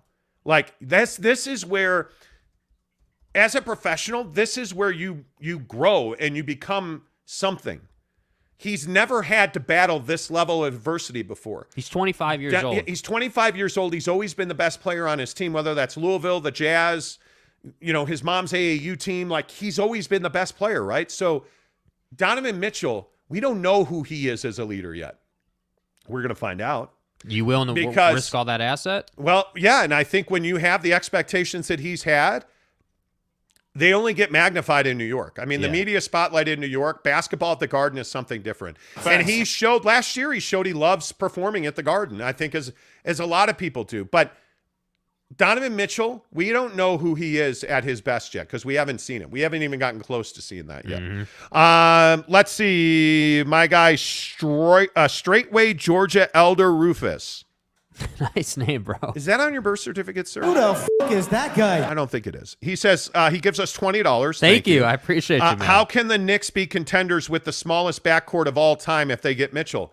because size has never determined efficiency and ability. Donovan Mitchell, is whatever, 6'1". Great. Yep. He's Muggsy Bogues is taller. I don't care. Donovan Mitchell is a killer. And his biggest issue is he has to improve his footwork. He has to be more wanting and willing on defense.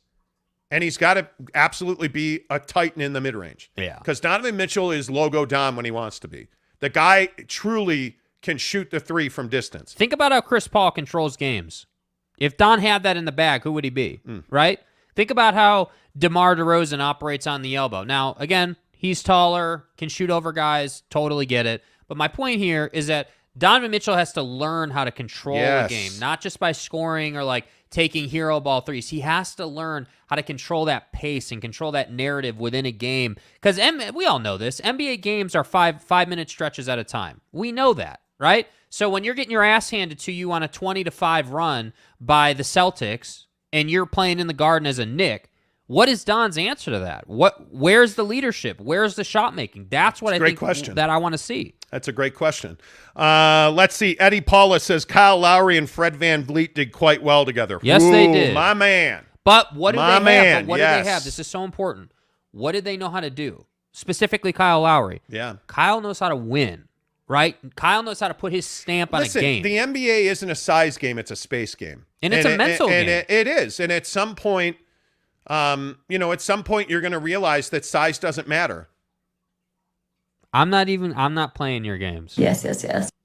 Anyway, my point is, the NBA is not a size game; it's a space game. You did. I'm a child. Yes, I had to. You did. I had to. Alyssa Calendar tips What's us up? $1.99. Alyssa, good morning. Thank you. Donovan will grow up in the Garden. Ask RJ. Indeed. Yeah, Indeed. and I think there's definitely a factor. But again, is it not concerning for New York Knicks fans that you're talking about trading essentially the farm to get a guy in Donovan who has to grow up, who has to do some proving? Yeah. Is that not concerning? It should be. But Donovan, you're mitigating risk with Donovan Mitchell. Absolutely. I mean, I think he's a guy. Again, and if you're new to the show, I'm a huge believer in Donovan Mitchell. I hate this trade.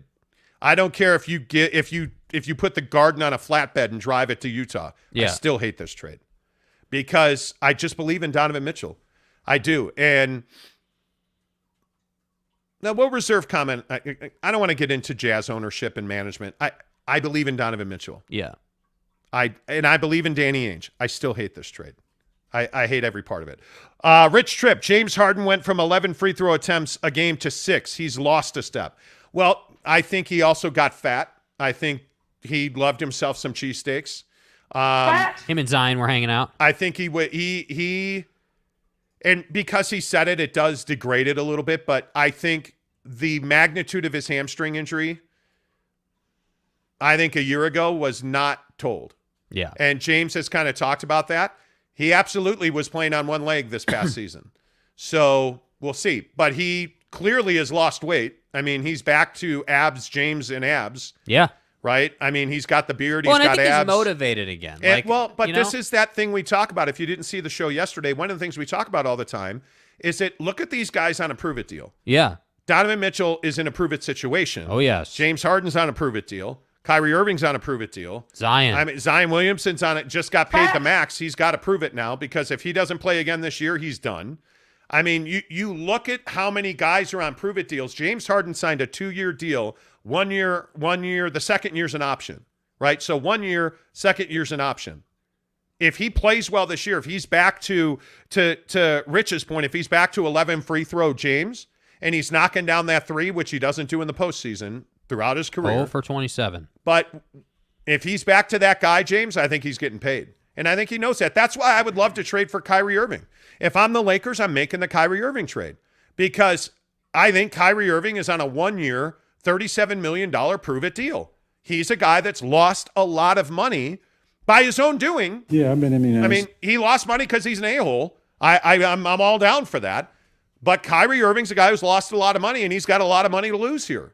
So, yep. I look at James Harden as well. James Harden left $14.8 million on the table on a prove-it deal. He opted out and took $14.8 million less to prove that he's not a fat ass who's out of shape and done. Fat? That's pretty motivating if you're James Harden. But Rich, I think you're not wrong.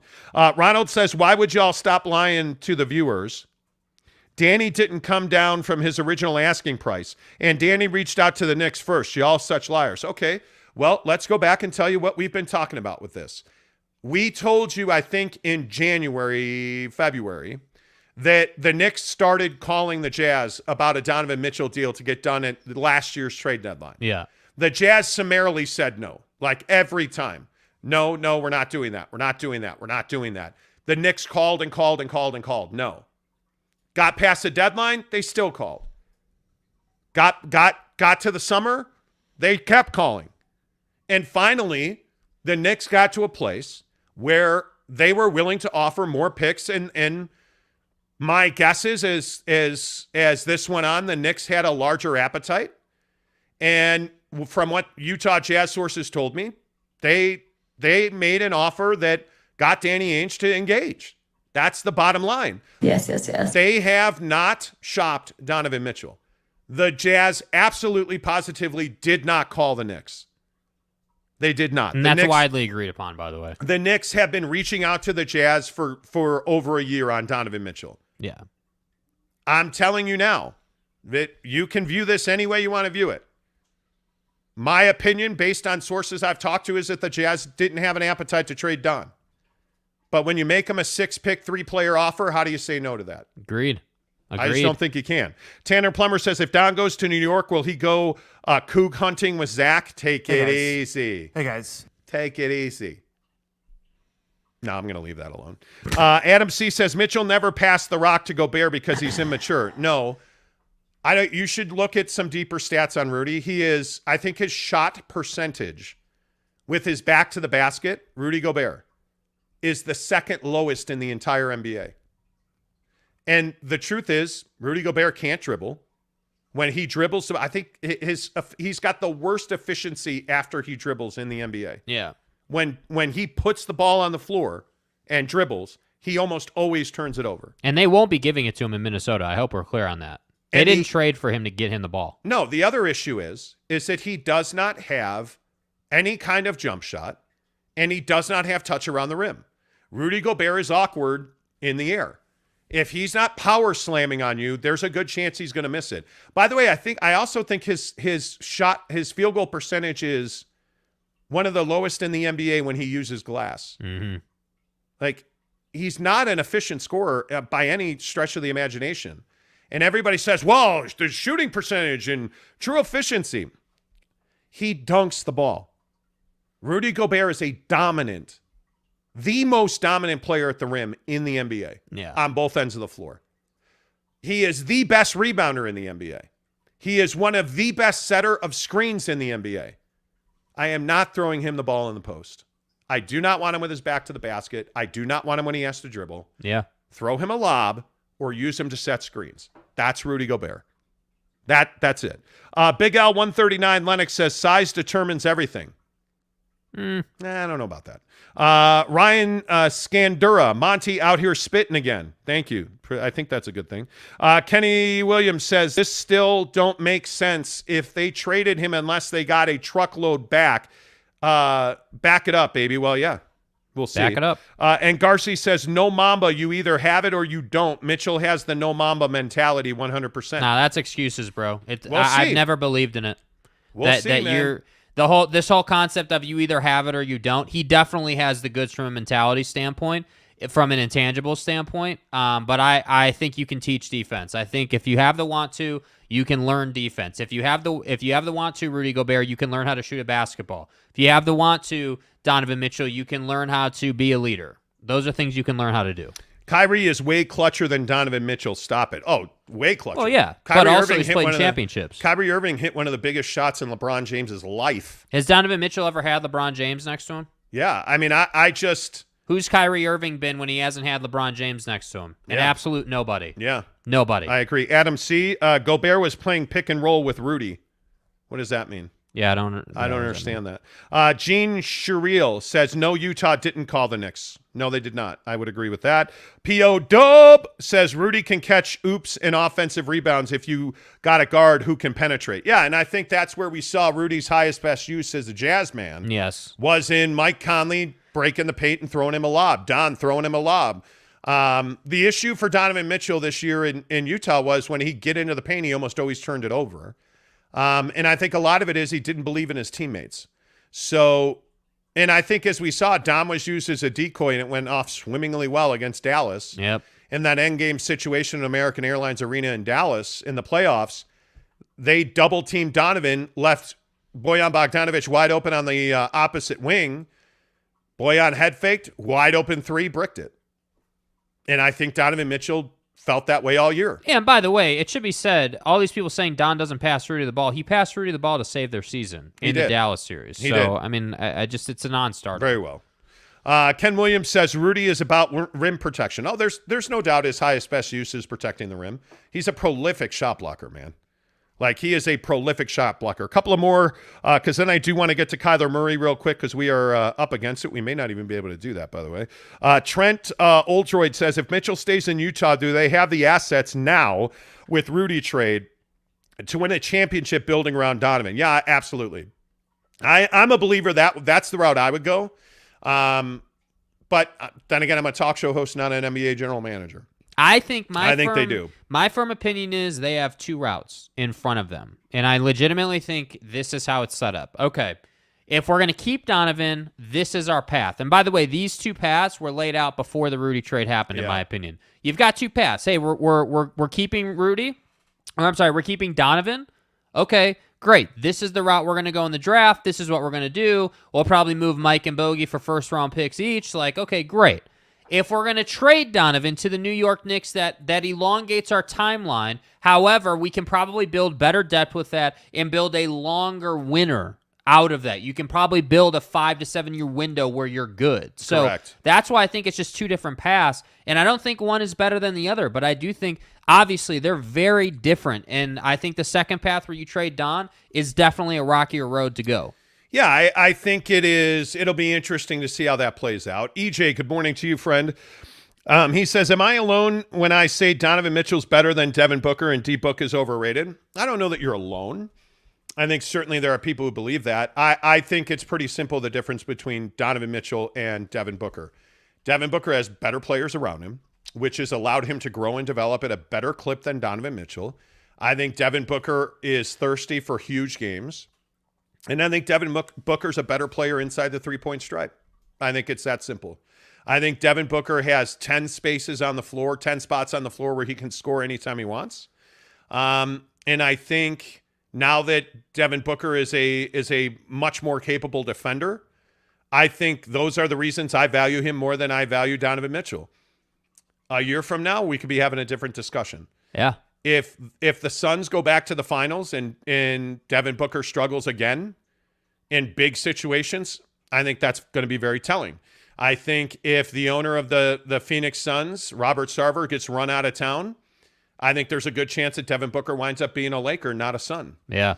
And I think we are in the defining moments of Donovan Mitchell's career. I think when he gets traded, because I'm a believer that this is now an if, is no longer an if, it's a when. You don't go this far down the road and not make a deal. And if that deal doesn't happen, there must be some shocking development to prevent it from happening. But if Donovan Mitchell winds up wearing a Knick uniform, now we find out who Donovan Mitchell is. Because there's absolutely no pressure on Donovan Mitchell to win in Utah. There just isn't. I think this is a very apathetic fan base and a very apathetic media that kowtows to the players in this town. Free pass. And that's not the case in New York. Now, having said that about Don, nobody's got a better motor than Don. Nobody wants to win more than Don. Nobody wants to improve more than Don. Nobody wants to be the single best player in the world more than Donovan Mitchell. Yeah. Nobody. That guy's got a drive and an internal motor. So when you talk about no Mamba, with all due respect, and Garcia, you're completely wrong. Now, is he capable? Could be. Have we seen that from Don? We haven't. Nope. But every year he's come back to training camp with new tools in the bag. And I think that this year it's the mid-range. That's what we're seeing. If you're new to the show, we played a video the other day of him working mid-range, and he looks better. We played a video the other day from Chris Brickley's Black Op runs in New York, where Don absolutely almost ripped a backboard off a stanchion. Is this the dagger? So he's in great shape. We've seen him. He has one of the best body men in the business in David Alexander. And I'm just telling you, man. Yep. It'll all prove out in time. Yeah. I could be completely overvaluing Donovan Mitchell. There is no doubt about that. I could be totally overvaluing him. Trent Oldroyd, if Mitchell stays in Utah, do they have the assets? I already read that one. I'm a terrible person. I apologize. Ruff's official, good morning, friend. If Don ends up wearing a Knick uniform, hopefully we don't have to hear about him every day. Probably won't. Not on a Utah sports talk show, you won't. NY Jazz fan says RJ is soft serve at Chuckarama. Chuckarama. Wow, a Chuckarama reference. A Chuckarama reference. Does anybody in New York City know what Chuckarama is? Chuckarama. Our NY Jazz fan also says at Louisville, Donovan Mitchell was a defensive beast. Came to the NBA, changed his focus a bit. He needs to look at honing his defensive skills like D-Wade, MJ, and Kobe. Agreed. Absolutely. Abso-freaking-lutely. We are sending two listeners, or a listener and a friend. One listener is going to win a pair of tickets to see BYU take on Notre Dame in Las Vegas. We're giving you a pair of tickets, 2 nights in a hotel in Vegas, and a $250 gas card. And I've said this, I know there's a ton of people listening across the country. Please give us a thumbs up right now. Give us a subscribe on our channel. If you want to win this prize and you can get yourself to Vegas, we'll give you a $250 Visa gift card so you can spend it as you like. But we are giving away a $250 gas card, 2 tickets to see Vegas, to see BYU and Notre Dame in Vegas, and 2 nights in a hotel. It'll be announced on September 17th, and it's all brought to you by our good friend Devry Davis at Academy Mortgage, NMLS number 278545. If you are looking for a mortgage, if you are asking yourself, can I afford the down payment? Yeah. The answer is yes. All you need to do is call Devry Davis at 801-543-9666. 801-543-9666. Devry Davis at Academy Mortgage. He's the guy. He's done 3 mortgages for me. He's done mortgages for multiple friends of mine. And the thing that I really say about Devry Davis, and the reason that I tell you to call him every day, is because he's not a yes man. He's not there just to take your money. He has told me multiple times, no, I would not do this. No, you should not do this. Hey, here's how I would do this. You guys mostly who watch this show know that I am a real estate guy. I'm somebody that believes in owning multiple properties and growing wealth through real estate. So I've asked him about buying property in Park City. I've asked him about buying property in Maui. Poughkeepsie, New York? Yeah, Poughkeepsie, New York. That's a lie. He told me straight away, hey, here's how I look at this. Maybe I would, maybe I wouldn't. That's what you know when you call Devry Davis, no matter where in this country you are. 801-543-9666 to reach Devry Davis at Academy Mortgage. He's going to set you straight. If you're a millennial, if you're a first-time buyer, if you are a police officer, if you are a member of the military, Devry Davis has down payment programs for you that'll get you into that house you've been thinking about. But don't go house shopping without an offer letter in hand. Whether you have the money in the bank or not, Devry Davis can make you a cash buyer. Absolutely, he can make you a cash buyer.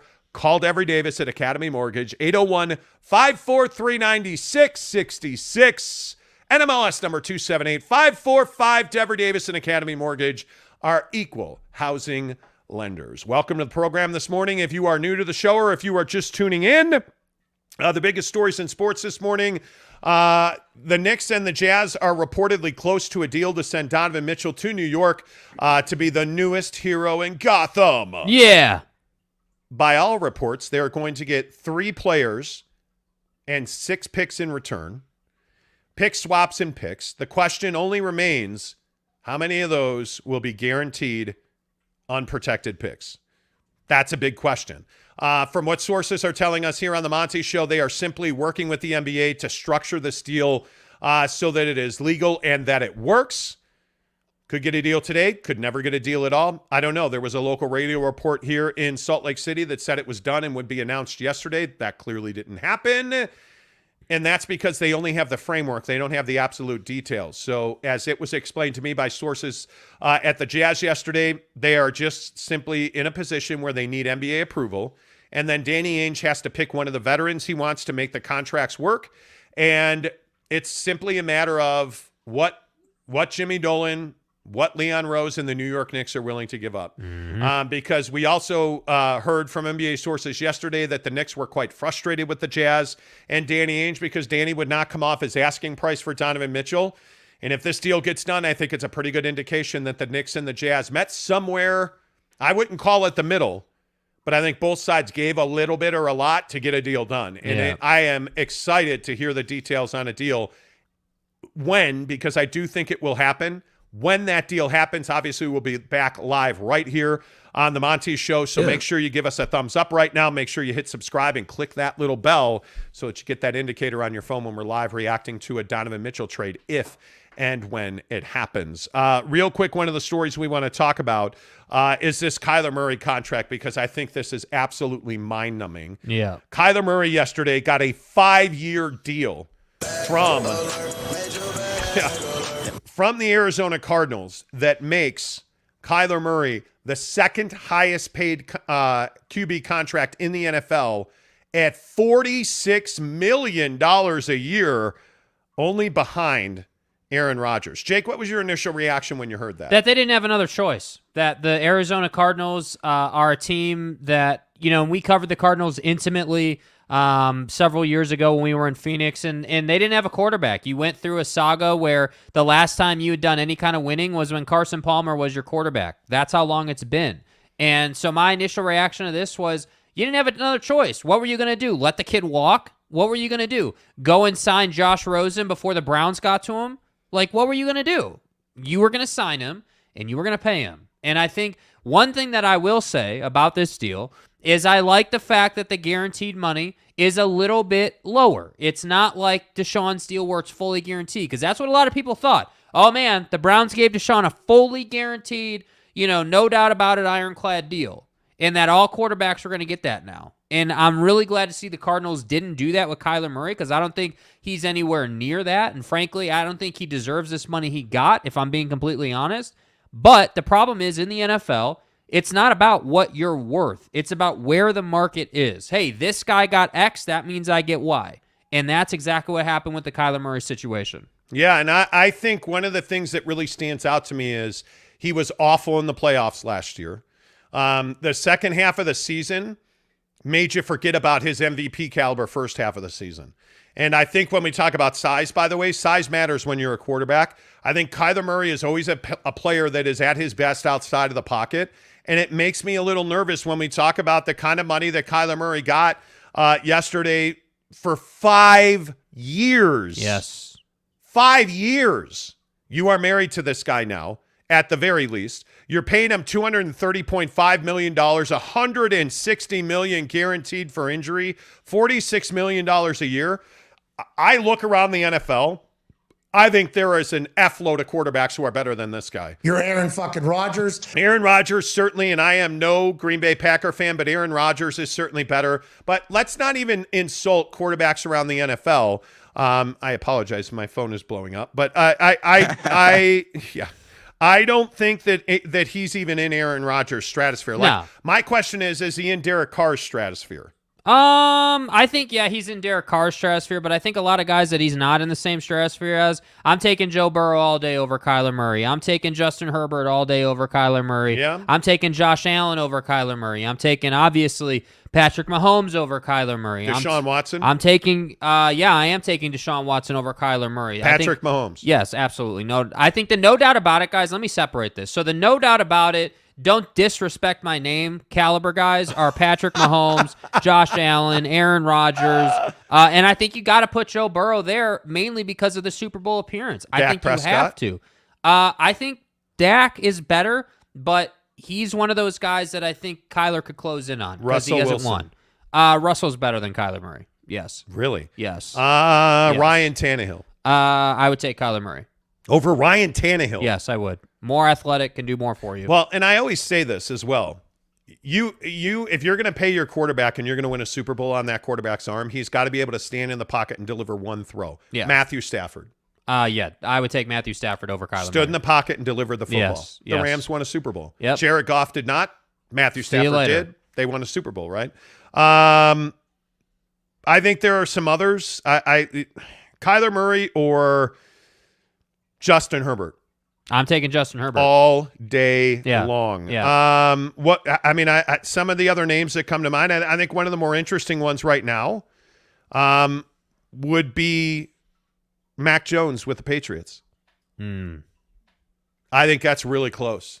I'm taking Kyler Murray over Justin Fields, Trey Lance, Jimmy Garoppolo. Baker? Yes. I think they're close. I think they're very close. I think Kyler and Baker are very close. On the field, I think Deshaun Watson's a better player. Yeah. Dak Prescott's a better player. He's better than Jones in New York. He's better than Zach Wilson in New York. Kyler is better. Kyler Murray. He is not, in my opinion, a championship caliber quarterback. This is a huge mistake. And I just simply go back to what we saw last year on the field. And I think it is, without question, this is a huge, huge mistake. I think that's a huge question. And one of the other things, and we'll get back to your comments on the NBA as well. What do you guys make of this situation with sports broadcasting right now? Yeah. This debacle with Charles Barkley and LIV Golf, I don't know how. I just don't know how you come down on this. Charles Barkley, I think, is a cartoon character.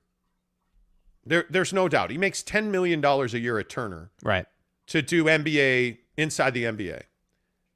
He is going to make at least double that with LIV Golf. Right. How do you not fire him if you're Turner? Yeah. I think, and hold on one second. Yeah. How do you not fire him if you're Turner for going to LIV Golf? And then I look at Hot Take Guy. The absence of Stephen A. Smith at ESPN right now. He had rotator cuff surgery and he is on summer vacation.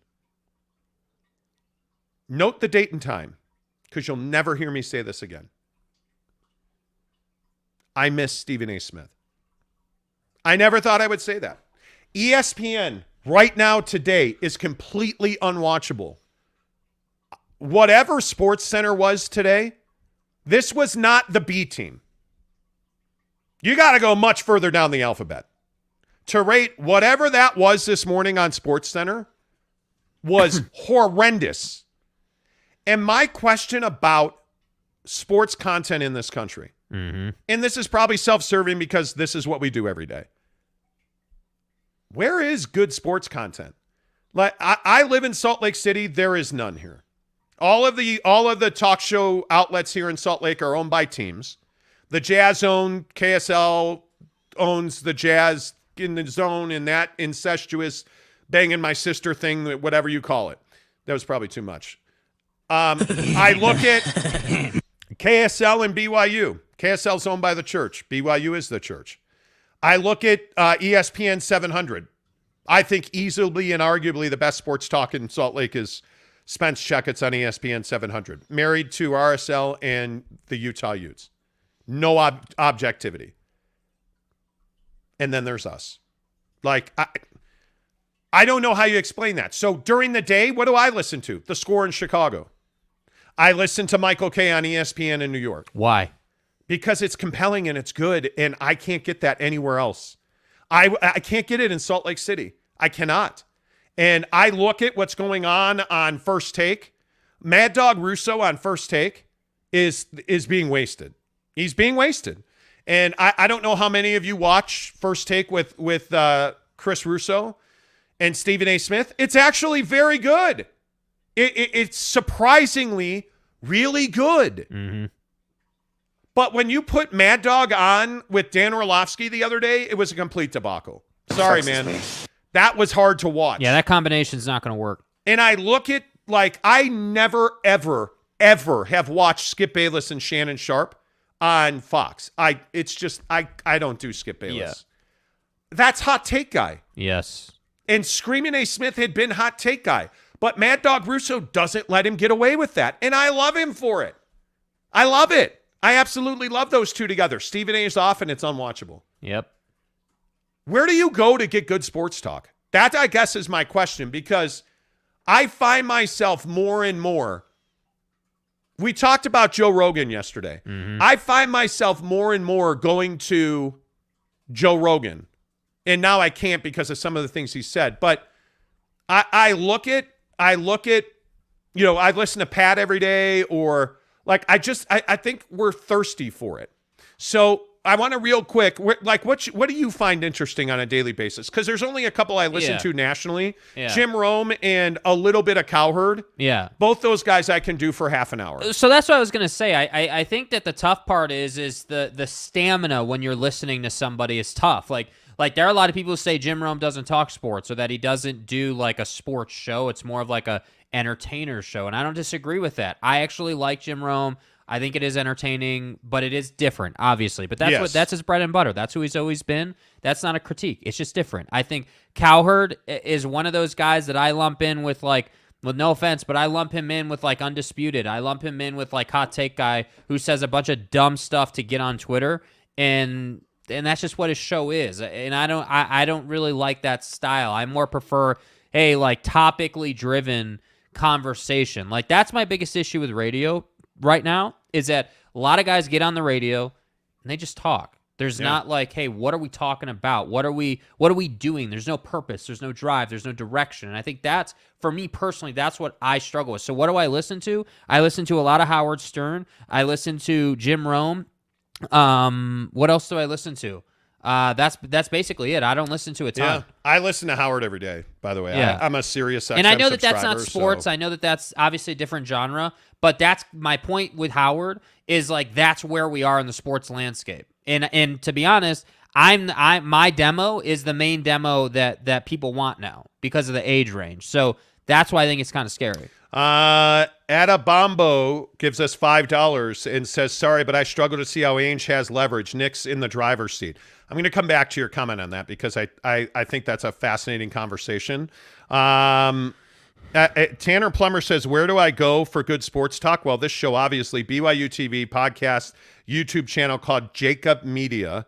Mm-hmm. They do a great job covering the Eagles. Yeah, I think that's tough. Even BYU TV, with all due respect, I think they do great content on the team, absolutely.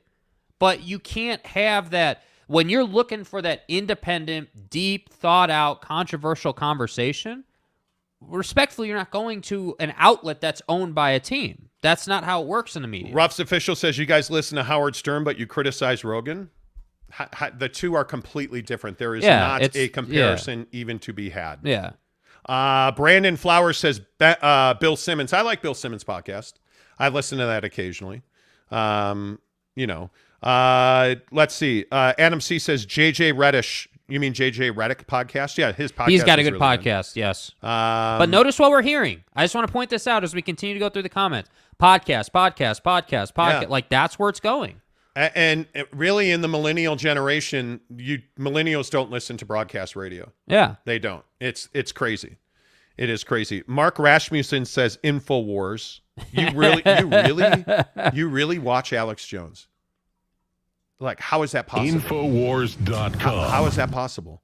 Yes, Jake, BYU TV is not objective. They're very homerish. Of course they are. Yeah, but again, that's not a criticism, right? You expect that. And that was kind of my point. Like, you're not going to BYU TV to get some, hot take on Jaron Hall, running 5 yards too far. You're not going there for that. Yeah.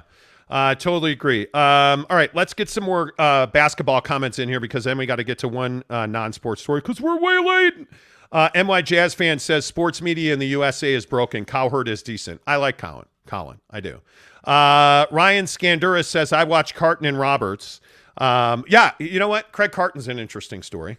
He's out of prison. He's back now. What a story. Ruff's Official says Patrick Kinahan broke the trade news yesterday on The Zone. He's the #1 radio show in Utah. Not even close. Yeah. Sorry, dude. And what news did he break? But that's just that's the other thing that I think is so interesting. Like, respectfully, and again, I don't want this to come off as like we're slighting Patrick, because we're not. That's not even the point. We've seen this multiple times. Woj did it last week, right? We're getting tweets and news and oh my God, I'm getting texts that the deal's done and we're 24 hours from it and the deal's not done. Like, what are we really breaking? So Patrick Kinahan went on the KSL Zone Sports thing. KSL Zone, I don't know what it's called.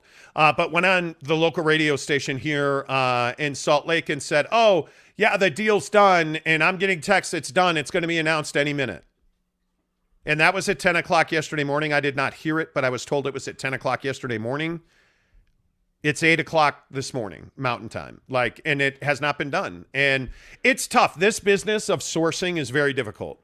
And I think there are a lot of guys who want to do that, and it's very difficult. The only reason I know people and I have information is we've known people that we're talking to for a decade. We have relationships in place. So it's an advantage that we have. But you can't go on rumors and the Big 12, Pac-12 stuff yesterday. A guy who literally has one follower on Twitter and later admitted he was just trolling became trending on Twitter yesterday because he said that Colorado and Utah were joining the SEC. Uh-huh. And I think he got over 300,000 retweets. And people put it as breaking news. Yeah. Come on. He admitted, he's like, I have no idea. I don't talk to anyone. That tweet was just a troll job. Twitter's been going crazy. It's incredible. It's just crazy. Let's see. Brett Robbins says, my good sports talk is this little show called Monty in the Morning. Appreciate you, Brett. Thank you. Adam C. says, Knicks fan TV. Jeremy says, I find Luca's mom and Mrs. Monty interesting on a daily basis. Thank you. Mel 98 says, Cowherd is annoying. YouTube ESPN died years ago. I think a lot of us watch sports content on YouTube. Yeah. I don't think if we're being honest, and I have worked in San Francisco, Chicago, Los Angeles, ESPN radio, nationally, I have more listeners on YouTube than I ever had at any time in radio. This show here, this episode today we'll probably do 20,000 views on YouTube at a minimum, I would think. You're not getting that on the radio. We have a larger audience than any radio show in Utah. Yeah. That's just the way the business works now. So it is what it is. Boomer, Gio, Tiki, and Tierney. Trini says, Brandon Tierney, I like Tiki Barber a lot. And I love Boomer and Gio. I think they're both fantastic. Jazz Master 79 says, if Donovan goes to New York, we should get Randall quickly in a first-round draft pick. I don't think the Jazz have any interest in Julius Randle. No. I don't think they have any interest in him at all, even a little bit. Neville 93 says, Knicks fans, middle finger. Why? Tanner Plummer says, where do I go for good sports talk? This show, obviously, I read that one already. Sorry. Wow. Comment. There are so many comments that it's crazy. Frank Masto says, Knicks fan TV. Nice. One of Jake's drops, Adam C. Eric C. says, okay. Let's see. Yankee fan forever says ESPN always slanders the Knicks. Do they really? I'm surprised to hear that. Adam C. says, New York stand up. Lou Memorabilia says, old media, ESPN, Fox Sports, etc., controlled TV. YouTube is the new way. I'd agree with that. Yep. Kay Nurin says, where is the wife today? Well, she's sitting right. She's sitting right there. We were just. You can put the wife on if you want to. Yeah, she is the non-sports portion of the program. So now we're changing the camera. All right, we gotta edit the camera gotta here. Pull out. Whoa! Hey, wow! Whoa! Did you? Hey, Whoa! You just said I gotta pull out. Gotta pull out. Whoa! Whoa! Whoa! There she is. That's Mrs. Monty. Hey guys. Good morning. Good morning. Jesus. Happy Friday. Happy Friday to you, Mrs. Monty. Make sure you find Mrs. Monty on Twitter. Mrs. Monty Show is where you find her on Twitter. Everybody wants to know where you are. By the way, everybody wants to know what your sources are saying about Donovan Mitchell. Oh, well, I can't tell you what we're saying about Donovan Mitchell. Mrs. Monty hates when I sit here and text and we're sitting on the couch watching Peaky Blinders last night after I took a nap during Peaky Blinders. And I'm texting with a couple of the guys I know in the NBA. And right. She just has a look of disdain on her face when I'm on my phone all the time. Yeah. I wasn't bothered by you texting. I just I don't know. It's Why do funny to me that you watch shows and or you put on a show that you would watch, It but you don't requires you to really watch ever it. watch the show. Well, at you night, are I constantly will- looking at. I know you have to prep, so I get that, but you don't ever really actually watch the show. Oh, I thought you were going to crack me for falling asleep last night. You nodded a little, but we didn't get good sleep the night before. No, we didn't. At all. We didn't. So anyway. Mrs. Monty, good to see you. Well, thanks. As always. Everybody's asking for you. So what is our... I'm in demand. You are in demand today. Well, you are in demand. Okay, so here in Utah that it is Pioneer Day on Sunday and Monday. right. Which is Beer Day. Pie and Beer Day. Pie and Beer Day for sure. So the question that I would ask, what's the best pie? Apple. Oh. What's the best, and this is not a vagina reference, by the way, when I say what's the best pie. Right. No. Jake went for the warm apple, but that's fine. No. Mm-hmm. So twofold. Yeah. Pie There's being two folds in the pie. pie, well,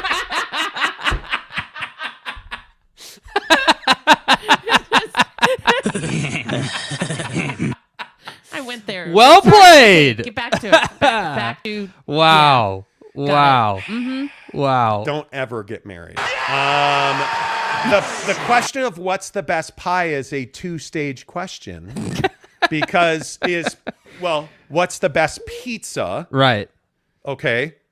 So our guy Caleb is a noted pepperoni fan, which I think is disgusting.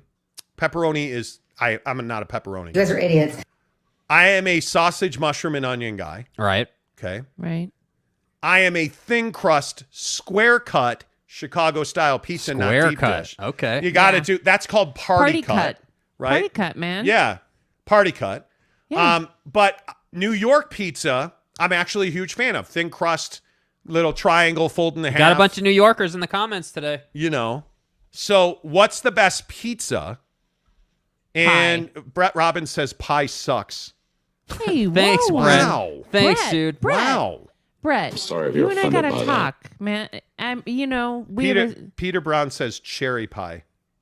Is that a vagina reference? Talking with Raphael podcast, Costco apple pie. Thank you. That's I Thank can't you. think of any Let's other go. pie. Send recommendations. Let's go. Oh, that's hysterical. Let's see. Ryan Scandura says poontang pie. Poontang pie. I'm not trying to be cryptic. And Garcia says Monty likes stinky, moldy sausage. Ew. Okay. Jeremy Bolton says ranch and pepperoni pie, or in Greg Hawkins' case, blue cheese and pepperoni pie. Oh.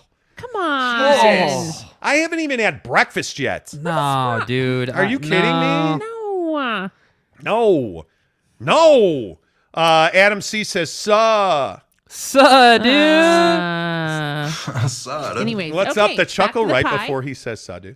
I am now, as far as pie goes, I am an apple pie guy. But man, a good cherry pie. Dude! I thought blueberry pie was your thing. Blueberry pie is good. Blueberry pie is good. The Smokin' Nick gives us a $5 tick and says, tell fake Nick fans, please, Julius Randle is our best player. Well, he's one of them. Yeah. He's one of them. Yeah. Okay. Absolutely, he's one of them. G. Rich says warm apple pie. Amber Spencer, good morning, Amber. Amber shouted us out on Instagram Yes, yesterday. thank you. Amber. Yes, Amber. We appreciate that. She says, don't sleep on Costco desserts. They are legit. Okay, that's Costco dessert. I think it's the apple pie.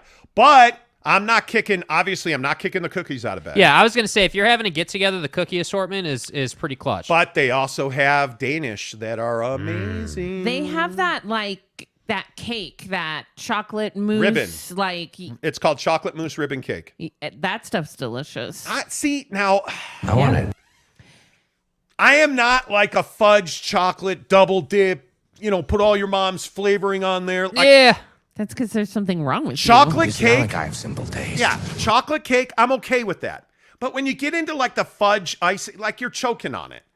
Okay, that came out wrong. But my point Sorry, is... I thought you said What? you're choking on it. Can you grow up? Sorry, my bad. Anyway, the point is, Costco does have really good desserts. Amber, do you have a favorite Costco dessert? And Garcia says, LOL. Thank you. Okay. Mel 90 says, Patty LaBelle pie. Oh, I don't know what that one is, but Patty LaBelle's mac and cheese recipe, hands down, best in the world. We've made it several times for Thanksgiving.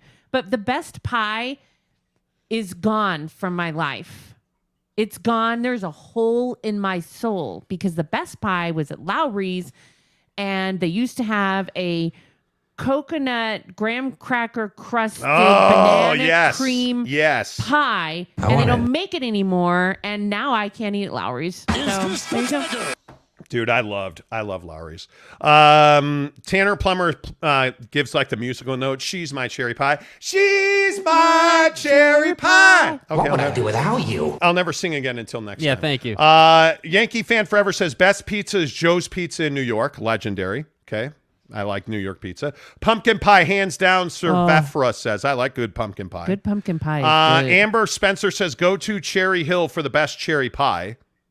Cherry Hill. I don't know Cherry Hill, Amber. Neville93 says, I put the middle finger up because these fans are talking a lot of smack. I'm down. Neville. I'm down, Take Neville. it easy. Kurt Meyer says, apple and pineapple. There's nothing like a good pineapple upside down cake. Okay, wait. Apple and pineapple? Are we talking apple and pineapple in the same pie? No. I've never heard of a pineapple Separate. pie. Pineapple on anything. Like pineapple Danish. But like a pineapple upside down cake, that is not a pie. I am now stuck on, is there a pineapple pie? You know, I didn't start this. God, please help me. God, can you please send a Jezebel? Dude, if there was a God, he would have helped you a long time ago. Hell's not real. Kay Nurin says, yes, dark chocolate with nuts. nuts. I'm telling you, grow up, not testicles, like nuts. Nuts on. I'm telling you, shaved almonds on just about anything is a win. Yeah. Shaved almonds on just about anything. Cody Strickland says, I've always dreamed of eating pizza that I've seen a Teenage Mutant Ninja Turtle too. I have not seen a pizza slice that devious since then. Okay. Jeremy Bolton says, Banbury Cross Donuts, F pies. Wait. Donuts are very good. Oh, Banbury Cross. They're downtown. Okay. Yeah, some of the best donuts. CAA Mafia says cupcakes. CAA Mafia. Oh my gosh. guy. Did you Jake share? Yeah, we didn't. Are you I'm dying? dying. I'll never eat a cupcake the same way. Why? Well, yeah. What happened? We'll have to get the video on this, but I think it was Anne Hathaway, was it? Goes on, I think it was Jimmy Fallon, and says that when she's eating a cupcake, what she does is she takes the little wrapping off of it. Yeah. She breaks the cupcake in half, but she takes the top part with the icing, pulls it twists the off of the top. bottom, flips the top over, and makes a sandwich out of it. Oh, God. It was damn. life-changing, and I think we'll need to probably demonstrate that next week. God, that. Brilliance. Absolute brilliance. I think I'm aroused. Yeah.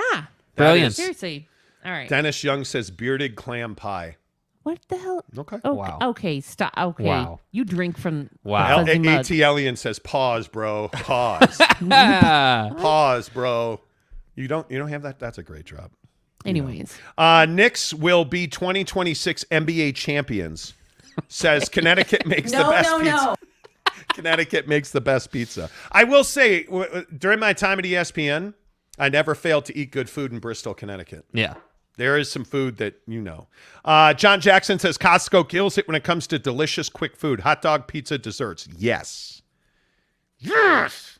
Amber Spencer says Cherry Hill. It's a water park in Kaysville. Oh, okay. Kaysville! And they have the best pie? Apparently. Pineapple and cherries, King Core says. And Garcia says pineapple cheesecake is fire. Yes, it is. Yeah. I'm a huge cheesecake guy. James Knight says an Australian meat pie. We actually had really good meat pie in Australia. Yeah. We did have meat pies. Yes, we did. It was really, really good. Pen, pineapple, apple, pen. Jumpman James says, okay. Okay. You know. Cool. Saw that one already. And Garcia says bean pie, LOL. Anybody ever had it? No. No thanks. What? Fat Jesus, have you ever seen the pie cakin'? Oh, yeah. A pie cakin'. 3 layers. Pecan pie, pumpkin pie, and spice cake. Ooh. Yeah. Hey now. We've never had one, but I've seen it. They look amazing. Tanner Plummer. Tricky team. Churros are the bomb. Yeah. But hey guys, they have to be done well. Let's see. Giggity says Anne Hathaway. That's a slice of pie I'd like to try. Hey-o! Again, another vagina. She got that milk money. I think today is a record number of vagina references on the show. In a short period of pie time. Okay. Compass says breaking news: Minnesota was sent in a trade package to the East. Knew that was coming. Jake. Jake. Travis Bird says, Monty, come to Wise Guys tonight. Why? What's at Wise Guys tonight? Tell me why I should be there. You DM me all the time. DM me. Tell me why I should be there. Silica Wicked Film says, let's go Knicks. Okay. I like that. Is that it? That's it. It's 8:30. Gotta go. It's 8:30. I know. You guys, 2 hours deep on this show today. Let's go. Jesus. Make sure you call my guy, Dever Davis at Academy Mortgage. Listen, even if you just call him and say thanks for supporting the Monty Show, let's do it. If you need a mortgage, if you're wondering, hey, can I afford a down payment? I can't afford a down payment. I can't afford to buy a house. Yeah, you can. Call my guy, Dever Davis, 801-543-9666. NMLS number 278545. Dever Davis and Academy Mortgage are equal housing lenders, and they are our presenting sponsor on our BYU drive-away. We're giving away 2 tickets, 2 nights in a hotel, and a gas card to hook you up to see BYU and Notre Dame in Las Vegas. All you got to do is hit subscribe before we leave. Give us a thumbs up, Mrs. Monty. Until tomorrow or Monday, say happy Bear and Bye Day. Bear and stuff. Happy Pioneer or Pie and Beer, whatever you do. Thumbs up. Bye.